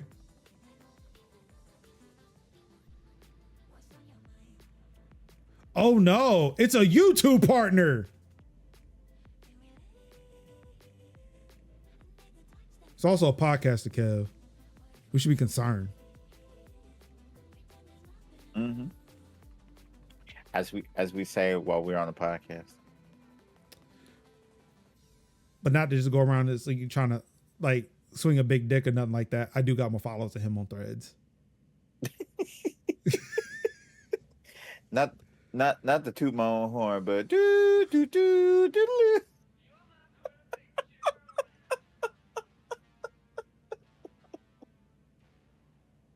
Let's see. Let me go back up. Let me see. Oh, dog. Oh, you were punching way above your weight, though. Dude. Way above. That's what you say. That's what you quit because it was like, oh, another argument. Oh shit. I don't have the emotional bandwidth and capacity to do that. I mean, like, some Microsoft exec said he should probably look into AI. Clearly, that's where he dabbles in. Yo, because like I said, that reminds me of an argument that I seen today on the Hellscape app where it was like somebody was like keeping hard for like Dubai, and was like, well, you know, like, well, if you don't want to like being like, I don't want to be at a place that it was somebody in reference of somebody being like, I don't understand the hatred of the forced hatred of Dubai, and it's like it's a state that is propagated, it's an oil state that's propagated by wealth and opulence and fun, and is ran by like slave indentured labor, and somebody was like, well, you live in London, so you can't really talk, and I'm like, I can live in the belly of the beast and understand when shit's fucked up, bro. It's like, bro, I didn't choose to live here. I was born here. What the fuck are you saying? It's the equivalent. It's the equivalent of that was then. This is now. But it's still. But then Dubai's like Dubai is still run by slave labor. Now, currently, right here. It's one thing to be like, oh, this is where it was built. I can look at the White House and be like, that was built on slave labor. Yes. But not now. Then, now, forever. You know, like, gee, we can point to something and say, like, this was paid by slave labor. It's like, why would you talk? Why would you want to be anywhere? I'm like, or I could go to places that are not propagated by slave labor. Currently. So I want to address these comments up here. Merge says, if you can't afford the car payments, then you can sell it. Again, that wasn't the argument. And like, I know what you say here. I mean, you also said, but let's be real, they can afford the car payment still. That's not the argument though. Because again, like I said with the Xbox, you could sell the Xbox too. You could sell the TV. But that's not the argument because Microsoft isn't selling the labor they're cutting. They are getting rid of it. Right. They are saying, good job, everybody, you're fired. They're saying, bad job, you're fired. Like, it's not like they're getting money back from the employees that they're letting go. Right. They're just not spending any more money. Yeah. Right. So maybe in my analogy, like the TV, the Xbox, or the card doesn't make sense. Maybe like the subscriptions, like Netflix, Game Pass, gas. Yeah, it's like a movie gets made. Doesn't matter if it's a success or a flop or not. The gaffer got paid. The actors and actresses got paid. The directors got paid. Everybody who was responsible for making that movie got paid on the front. Got paid already. It's just when it goes to the box office, that's when the studio recoups its investment by doing that. Just because, a movie, like say, video games is the only medium where it could make millions and millions of dollars, and they don't really want to pay the people that made it. They don't want to give them their attaboy bonuses for the good job in which they did, and that infuriates me. And you get fired after that, and you get laid off from that. So Merch says here, like, and your studio closes now. So Merch says that subscriptions are a better comparison to something that has an ongoing cost. You stop the spending if you are financially in trouble. Right. But at the same time, damn, but I don't get rid of my TV. but I got distracted. But I don't get rid of my TV if I can't afford Paramount Plus.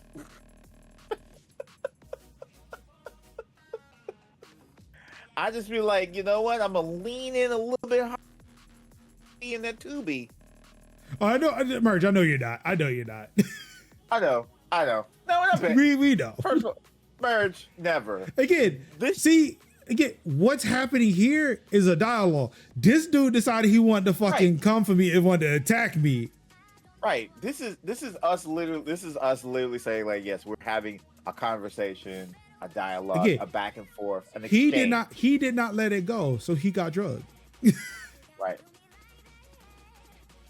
I carry that means like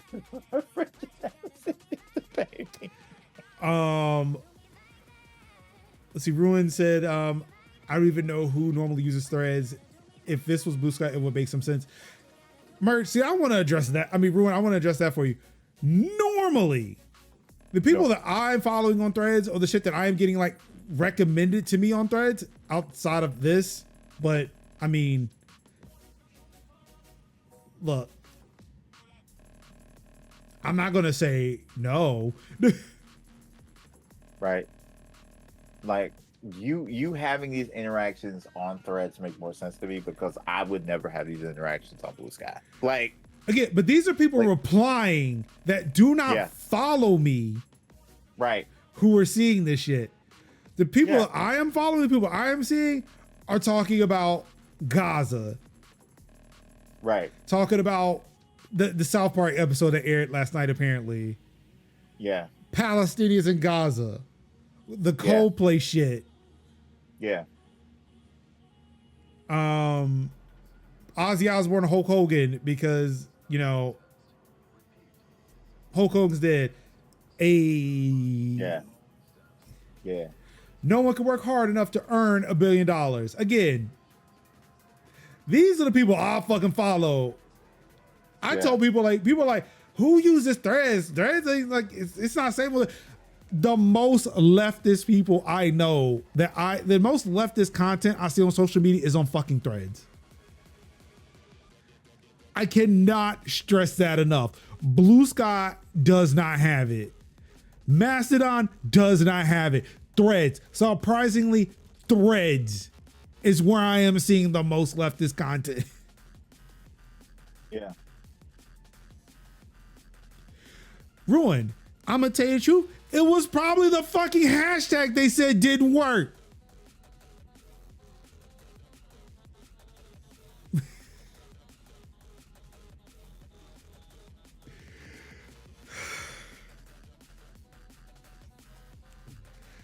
I swear,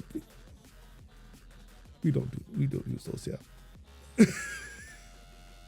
Anywho, let me move on. I got my rant out. Yeah. Speaking of people who are way too online, way too much, and now have fucked around and found out. Splitgate 2 unlaunches studio to cut staff ahead of 2026 re-release. In case you did not know, which I didn't know until this article came out, Splitgate 2 actually launched. It did. Because they talked about it during SGF. I was not paying attention because I was paying attention to that dude's hat. I'm like, what the fuck are you doing, bro? Yeah. Very cringe lord energy, yeah. The game is now unlaunched.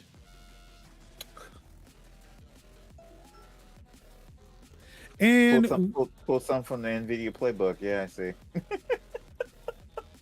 And along with that unlaunch, you know, I guess in order to fix the game, they decided, hey, we're going to lay off people. Yep.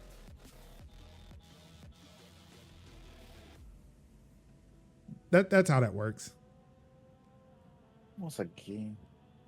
It's almost like a guarantee that they're like, any type of goodwill that this game could even remotely draw is gone. Like, from what I understand too, they paid $400 $100,000 to get people to play this fucking game.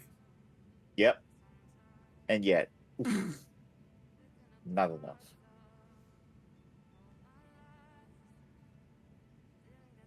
Where's the cash, me thanks. Waste of dollar bills, me assumes.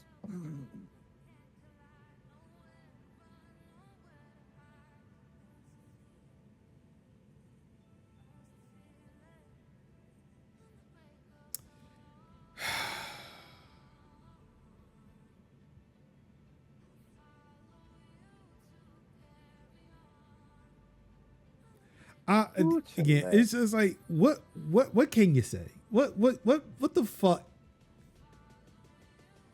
can you say? Like, they made a game that nobody asked for. They wish like the people who were playing Splitgate 1 just wish that they still worked on Splitgate 1 and not cease development to work on Splitgate 2. Yep. Did not want this battle royale bullshit. They tried to pass off an $80 skin. And be like, oh, that was supposed to be live. Yes, it was. Yeah, it was. Yes, the fuck it was. You just got clocked. You just got clocked. Don't everybody be paying attention to that hat. And speaking of, you decide to be cringy as fuck at the same time fucking ice raids are happening in the same city you were in. Yep.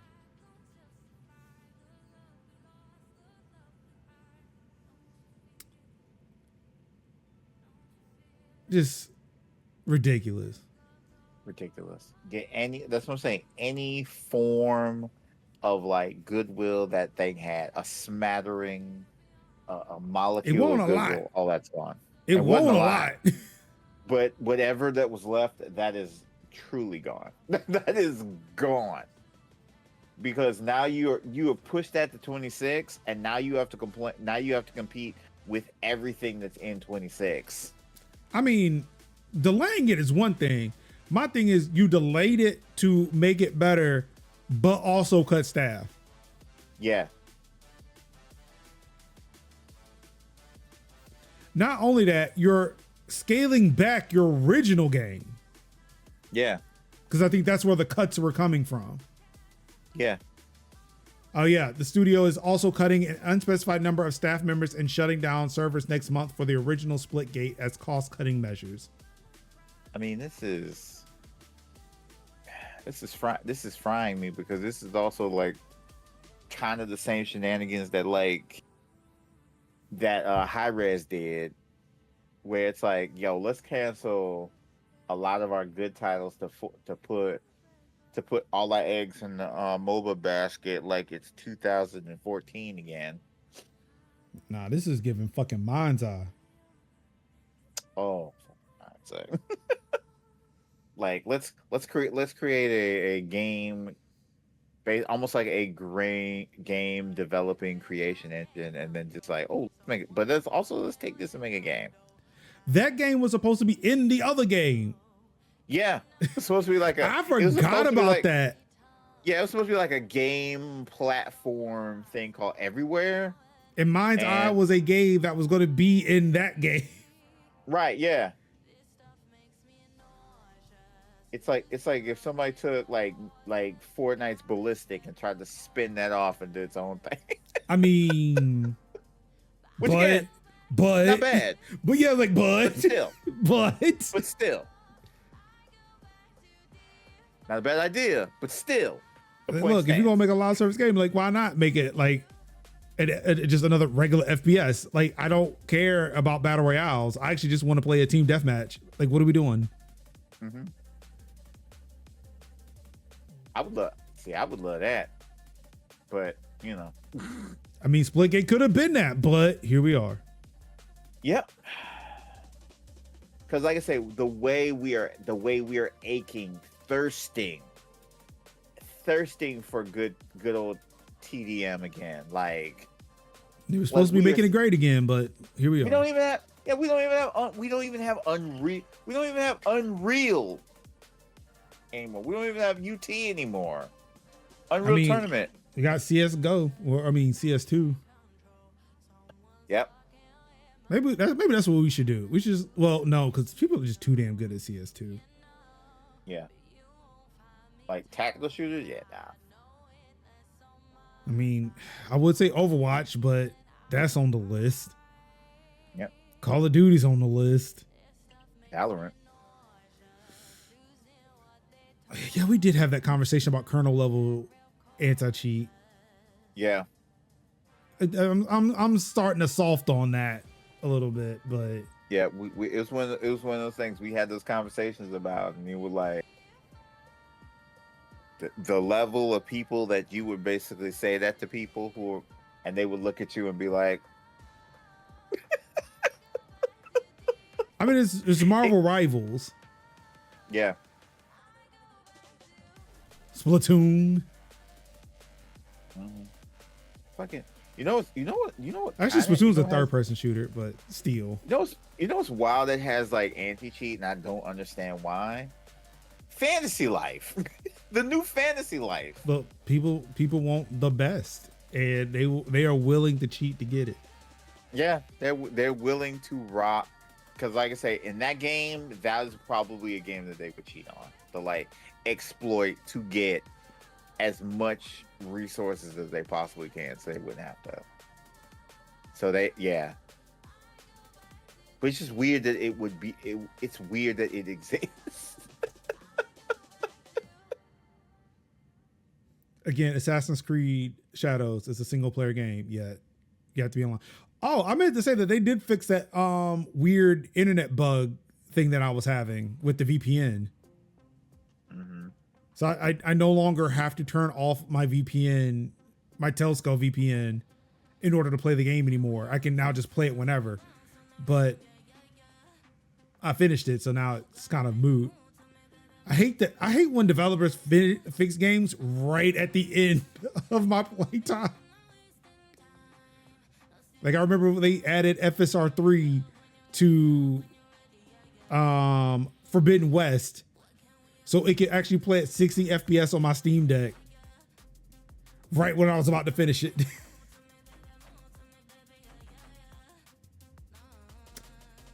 In more layoff news, Supermassive Games is delaying Directive 8020 and is laying off staff.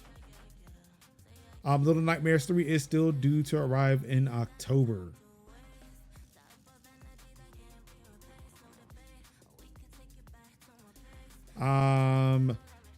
Of course, as every company says when this happens, the decision was not taken lightly, and we know it will be an incredibly difficult time for everyone. Our absolute priority will be to offer full support to all those affected.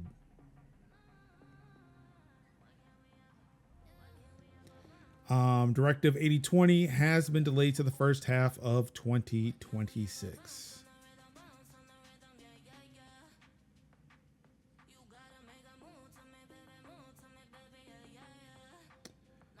Oh yeah, did you know Virtuos is also handling handling MGS Delta?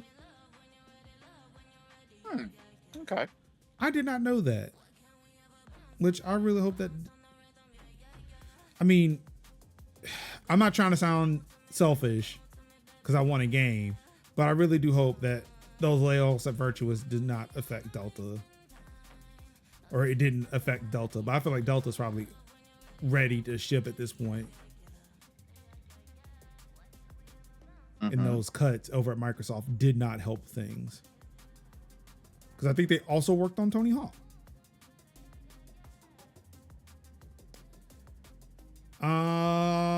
Still Wakes the Deep developer, The Chinese Room, is independent again. Unfortunately, layoffs happened as well. Yeah. The Chinese Room makers of Still Wakes the Deep has bought back its independence. The studio will continue developing new franchises after splitting from the Sumo Group. The latter said earlier this year that it's pivoting away from original games and towards co-development work. Tencent bought the British studio Sumo for $1.27 billion in 2021. Unfortunately, the studio's good news is tainted with an all too familiar story. The studio confirmed to game developer that it will lay off an undisclosed number of employees as part of the split. Excuse me. Following the divestment process, a number of roles were regrettably made redundant. I don't understand how that works. Quote, the specifics are confidential, but the studio is currently 55 developers. This was a very difficult process as we sought a future for the studio outside of Sumo. No more layoffs are planned as the studio moves forward. How are roles made redundant when you gain your independence? That's wild. Like, normally I hear that when you acquire a company where you may have multiple people doing the same job. But I feel like when you split from a company, you may now have less people doing that job. Yeah, some don't sound right about that.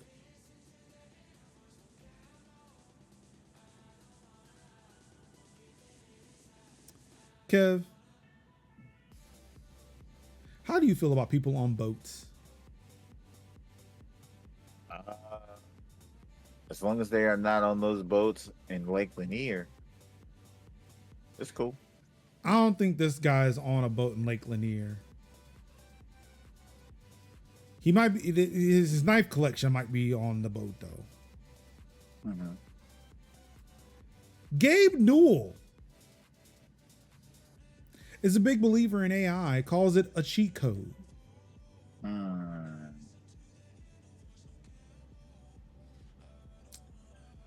Billionaire video game industry veteran Gabe Newell, the founder of Valve, has shared his thoughts on the role that artificial intelligence could play in the future of technology.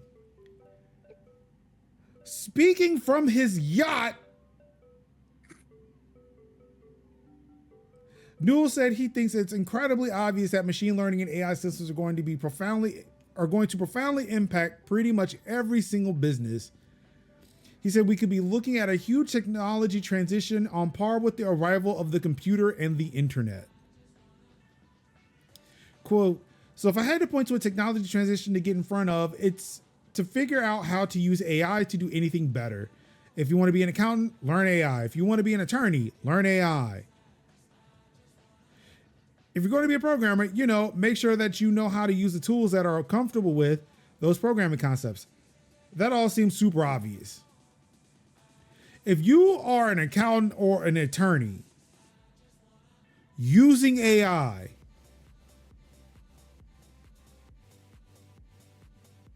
I don't want to hire you. Exactly. Those are big brain jobs. Mm-hmm. I'm gonna need you to know the shit. Know the shit, call the shit. Have shit together.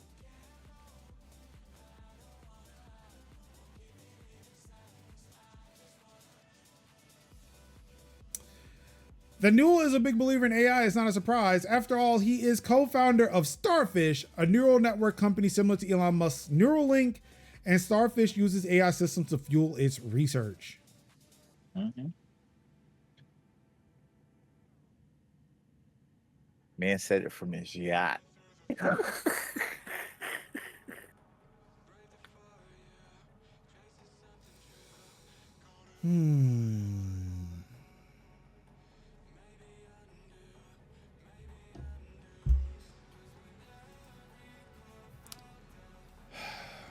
Speaking of generating images, I'm going to see if it is on here or not. I want to say I saved it, but I'm not sure. It did not. It did not come over.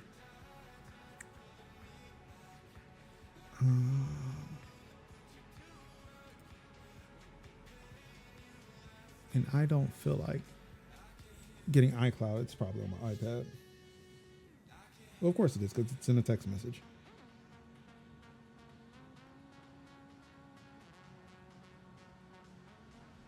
There we go. This picture was sent to me yesterday. Oh, actually, it was probably better if I kept it here. This picture was sent to me yesterday by my wife from my son.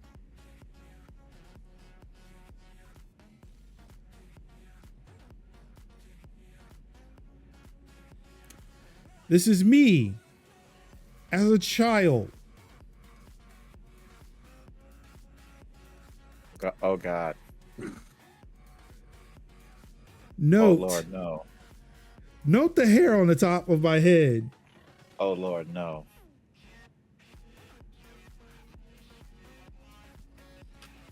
Oh Lord, no.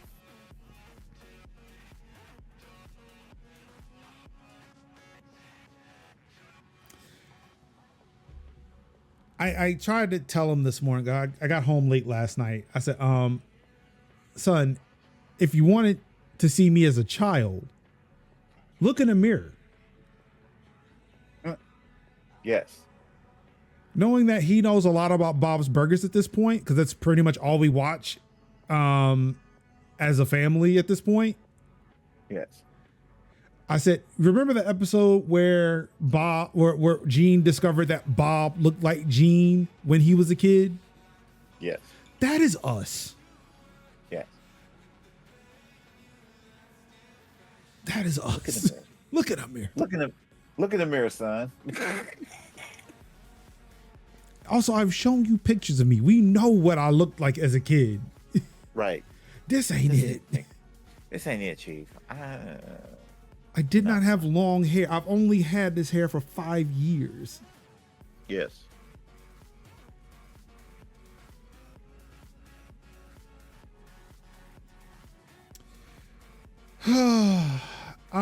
itch.io has hidden its entire NSFW games library as payment providers pressure stores. Mm-hmm. So not only has Steam been impacted, but itch.io, which a lot of people were moving to get around Steam's issue. Excuse me.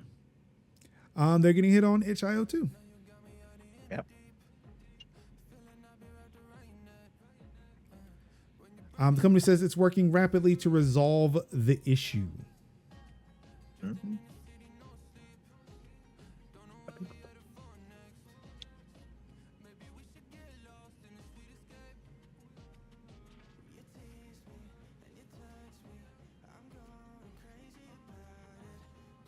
Let people play their sexy games.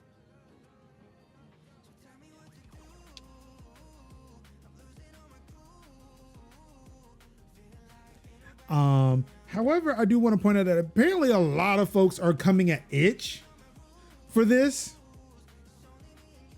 And just like a lot of people went to Steam. Now, granted, Steam is a big enough company. Itch, not so much. Yeah. But we still have to remember, like, again, if we're going to be angry about something, we have to be angry at the right people. Right.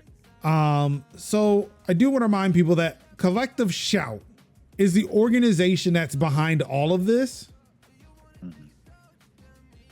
And this is from Video Game Chronicles. Now, itch.io has stated that due to pressure from the group Collective Shout, which issued an open letter to payment processors demanding that they cease supporting online platforms that host explicit games, they have removed all adult games from their search and browse features while determining the next steps.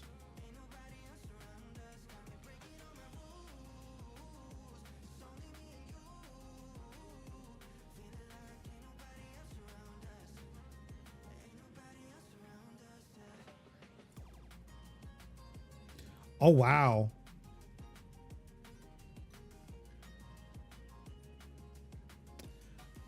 And this is the open letter from Collective Shout. Open letter to payment processors profiting from rape, incest, plus child abuse games on Steam.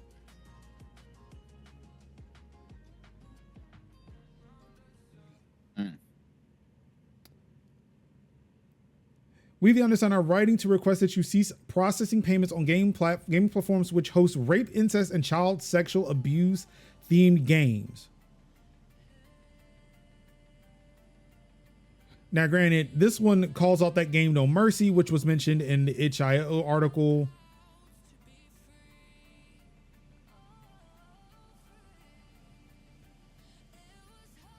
However, we have since discovered hundreds of other games featuring rape, incest, and child sexual abuse on both Steam and itch.io. Our research has shown many of these games would breach Australian classification laws. Most of the content found within the games including the graphic and developers' descriptions, are too distressing for us to make public.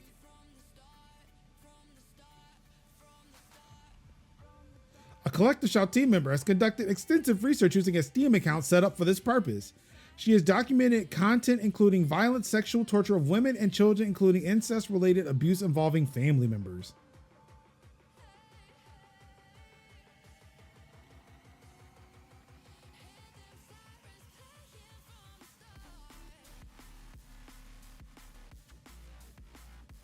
So I'm confused.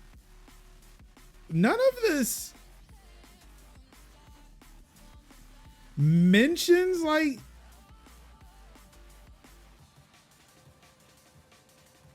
any of like the normal NSFW content I would see on Steam or itch. Now, I mean, granted, there are so many games on fucking Steam, as we talked about last week, to kind of go through an extensive list. I don't know about itch, but I know, like, again, itch removed No Mercy. And also, if there was shit that was too distressing for this culture war charity or whatever, this culture war organization decided not to post, you sure as shit wrote that whole thing for No Mercy. Mm-hmm.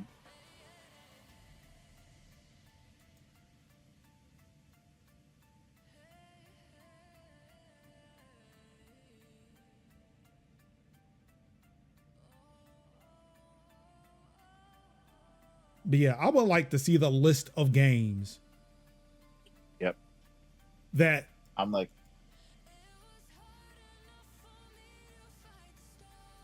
okay. But yeah, again, I've stated before, I will say it again.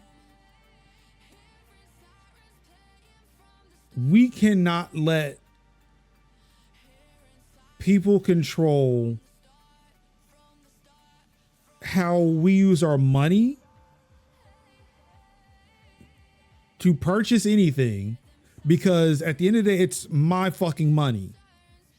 As a payment processor, your job is to exchange that money with the person who is selling the product that I want. You are not here to police that shit, because that's a violation of my First Amendment right as an American.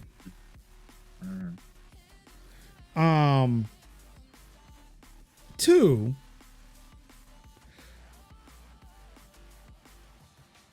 to sit there and blanket ban all NSFW harms the people who are creating these games. Now, of course, again, the person with that No Mercy bullshit, no, they need to be wiped off. No. Collect myself.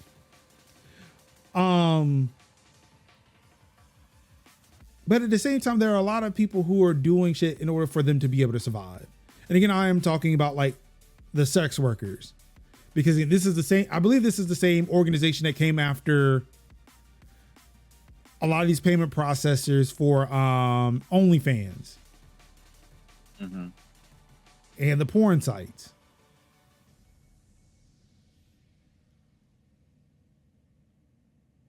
We cannot just have random people just going around deciding how we can spend our money and how people make money. Yes. So, what's your org? Collective Shout. You can collectively collect a satchel of Richards and enjoy them.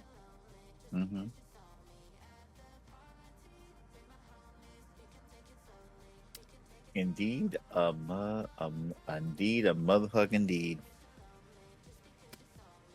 And last but not least, in games, technically, but also not technically, it's an update that we want to talk about with the PS5. But I included with updates and not necessarily with games. But little comment, little con B.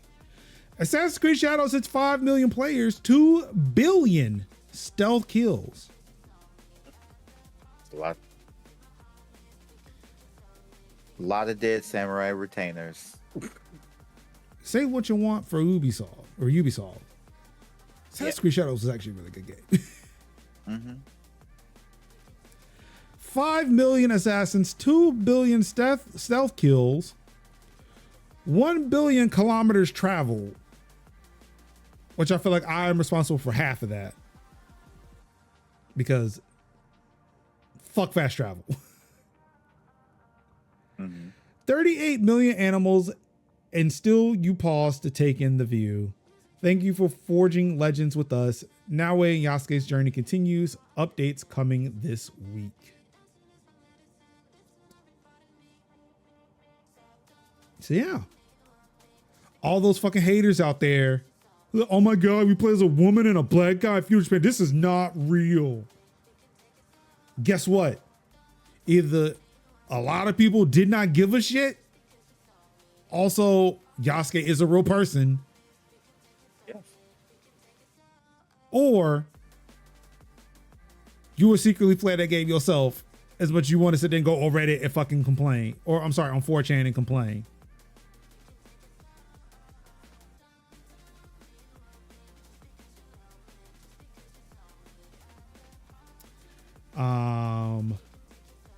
But yeah, good on Assassin's Creed Shadows.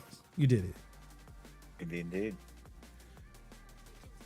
And last but not least, for real now, new PS5 system update, update beta preview, let's try this again. New PS5 system update beta previews DualSense wireless controller pairing across multiple devices. So now I can pair my DualShock Edge with my PlayStation and my PC. Nice. Also in this beta update is, or at least coming down the pipe, power saver for gamers. Apparently this is going to reduce the power used by your PS5, especially when it comes to playing games. So, you know, I guess you will use even less power for your PS5. Excuse me. Says with this update, you may notice a new option in your settings menu called Power Saver. While this feature won't be available during the beta phase, once it officially launches, supported PS5 games will scale back performance and will allow your PS5 to reduce its power consumption when the feature is enabled optionally by gamers. If not enabled, or if games do not support the feature, the performance will not be scaled back and power consumption will not be reduced.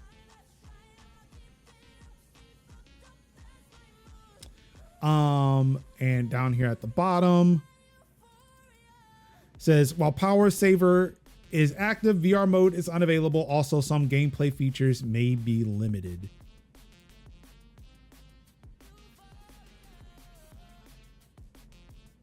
So yeah, I'd be interested to see what that means going forward. When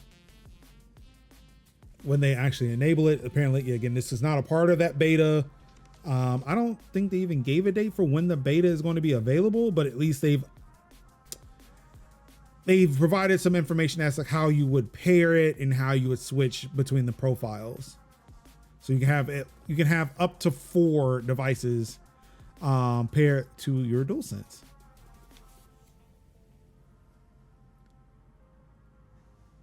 Apparently whoever is in this imaginary scenario, they have it both a PS5 and a PS5 Pro. They must be balling. Balling. Balling. Balling.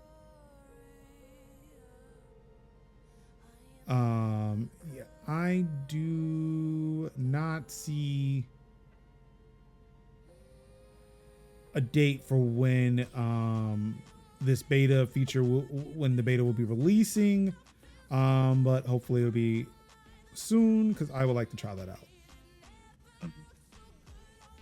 Which means I might actually invest in a new Bluetooth dongle because, like, while my PC does have Bluetooth capabilities, I broke the antenna, so it doesn't work as well. And Kev, that's it. Uh-oh. That's it? I hit the wrong button. There we go. All right, Kev, what you got going on this week? Not too much. Got my usual deluge of games to like play and check out. Thought I was gonna be able to get some backlog shenanigans. Yeah. Plus, I got I think there's some new Against the Storm DLC that's coming out. I believe Thursday, but I'll probably be playing that. But I'll probably be playing that one over next weekend, as opposed to what we're gonna be playing is what we're gonna be playing for the actual Thursday.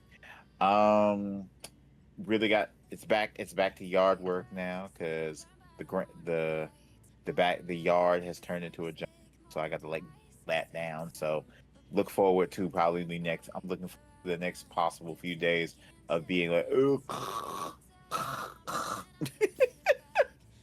stuffed and congested. Yeah, so yes, basically checking, and then also like I say checking out some good games because yeah, a lot has happened. I think my attention has soured on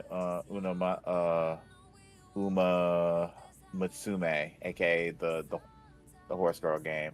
I don't know how long I have left with it, but I know it is not long. And I know I am not I am truly and utterly wrapping up with it because there's other games to play in the interim. Let's see. So, like I say, one game that I'm really excited about is but I have to run it back. It's called Back to the Dawn. It is a game where you play as two characters. Like one character is like a journalist that gets caught up in the system of city politics and gets like slapped into jail for a crime that he didn't commit. And another one is a Panther character who is effectively undercover cop who goes into prison to break a crime syndicate. And it's really cool that you do see them in the game, but you don't know their motivations in it. So it's really cool. And yeah, they're all anthropomorphic animals. So it's really good. It's a really good game. I played like the first 2 days because I think you have up towards 21 days. I'm playing the Fox story, so I'm like 21. We got 21 days before the game goes left, so you're pretty much on a bit of a time crunch. But I played it and I was like, I started learning and figuring out how the game played, and then I was like, oh, hang on a minute, I could have done this. And then I was like, oh, let me go ahead and run this. Now I'm gonna run that back. Yeah, another one is called Endzone 2, which is really, it's like a departure from the first game, Worlds Apart. I think a World Apart, and yeah, it's a good game. I think that came out in 1.0. They both came out in the 1.0. Also, Wandering Village, that also came out in the 1.0. So I'm playing that, and yeah, that's it for me. Let's see. On my end, slowly going through some Clair Obscura, trying to get some of that done. Of course, I am still playing Peglin, my new roguelike obsession. The show was late getting started today because I got on a good run and I finally beat Crucible 1 today. So starting Crucible 2 after the show is over. Let's see, what else am I doing? I picked up John Wick Hex. I do want to kind of sit down and work through that. Of course, that game got delisted from Steam earlier this month. So I kind of want to check that out, see what's going on there. Also got another game, Ship Incorporated, where you are running like a UPS store.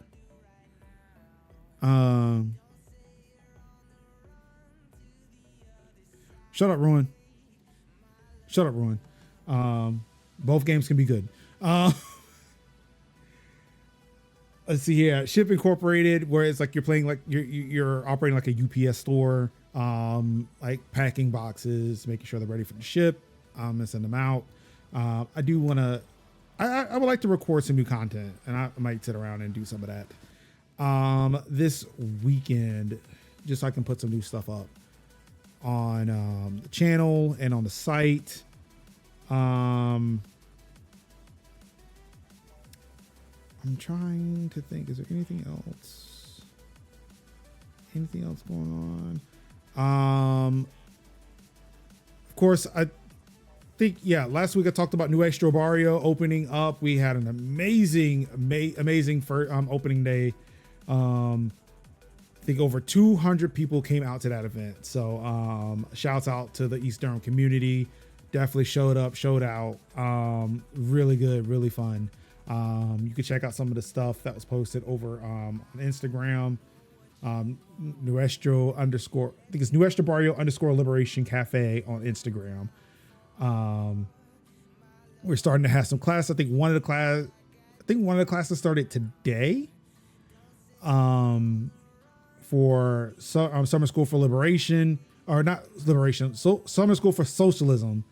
There's also some small other programs that you can find there too. I think the schedule is, again, like I said, posted on Instagram. So definitely go check that out. If you are in the Triangle area, come say hi. Yeah, we got things going on. So thinking about Claire, and I beat it months ago at this point. Shut up. Oh wait, never mind. That wasn't a dig. That's just me being late, and I am feeling very, very torn at the fact that I started Claire Obscura so late because fuck it.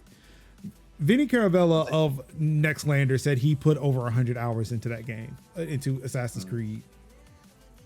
And I believe him. Let me see. I put in 110. 110 hours into Assassin's Creed Shadows.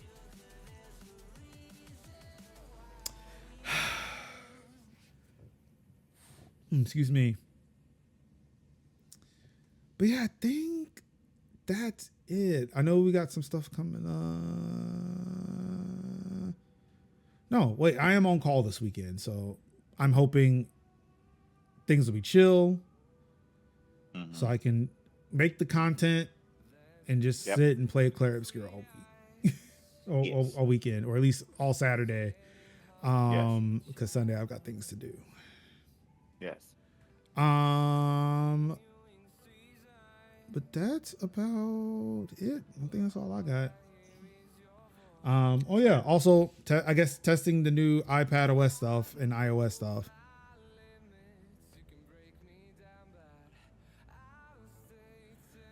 Sergeant Ass Kicker, you're going to break all the things. You do that. Normally that's never the plan, but that's always considered. Where, eventually I will break something. Yeah, like I said, the iPad OS, iOS, and Mac OS. No, not the beta. Yes, the beta, the public beta. Like, I was running the dev beta on this iPad. This is my M1 iPad Pro. I put the public beta on. It's not the best. It's not. I'm like, part of me is like, do I put the beta on my M4 iPad Pro to see if that fixes it, or is this like, it's a lot of considerations here. I do not know if I want to put it on my phone right now.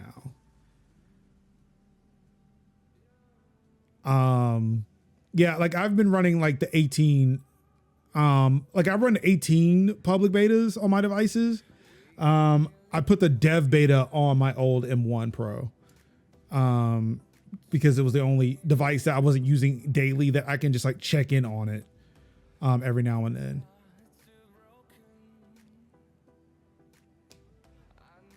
Oh, I know I remember now. Now that username looks very familiar. Yes. I should sit and play that, so that way we can finally talk about it at work. Yeah, I am going to do that. I promise. I'll put some work into that. But again, I'm on call, so we'll see. And also there's some other games like John Wick that I want to play.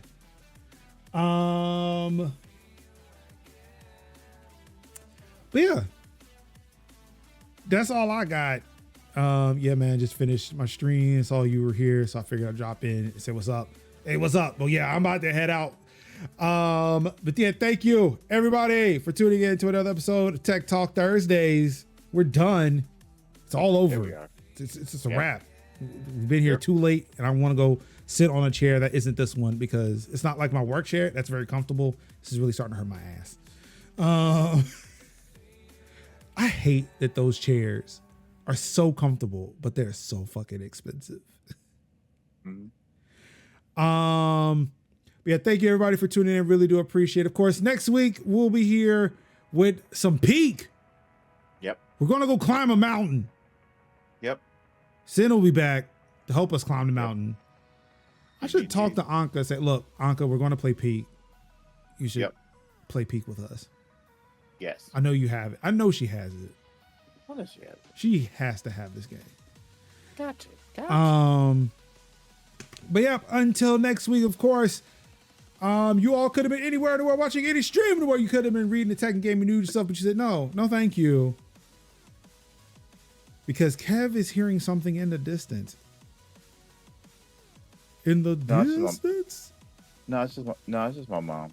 No, I figured as much, but it's like you like, what's going on? It's like, what? Is something out in the distance? I think you're hearing from a distance. And we appreciate that. Thank you so much. Of course, no one's gonna save us but ourselves. If you stay ready, you ain't got to get ready, baby. Not one bit. And all I've got left to say to you wonderful people is, I love you. And good night. Peace out. I said that all wrong. Did Wakanda forever. That's not wrong. It's not.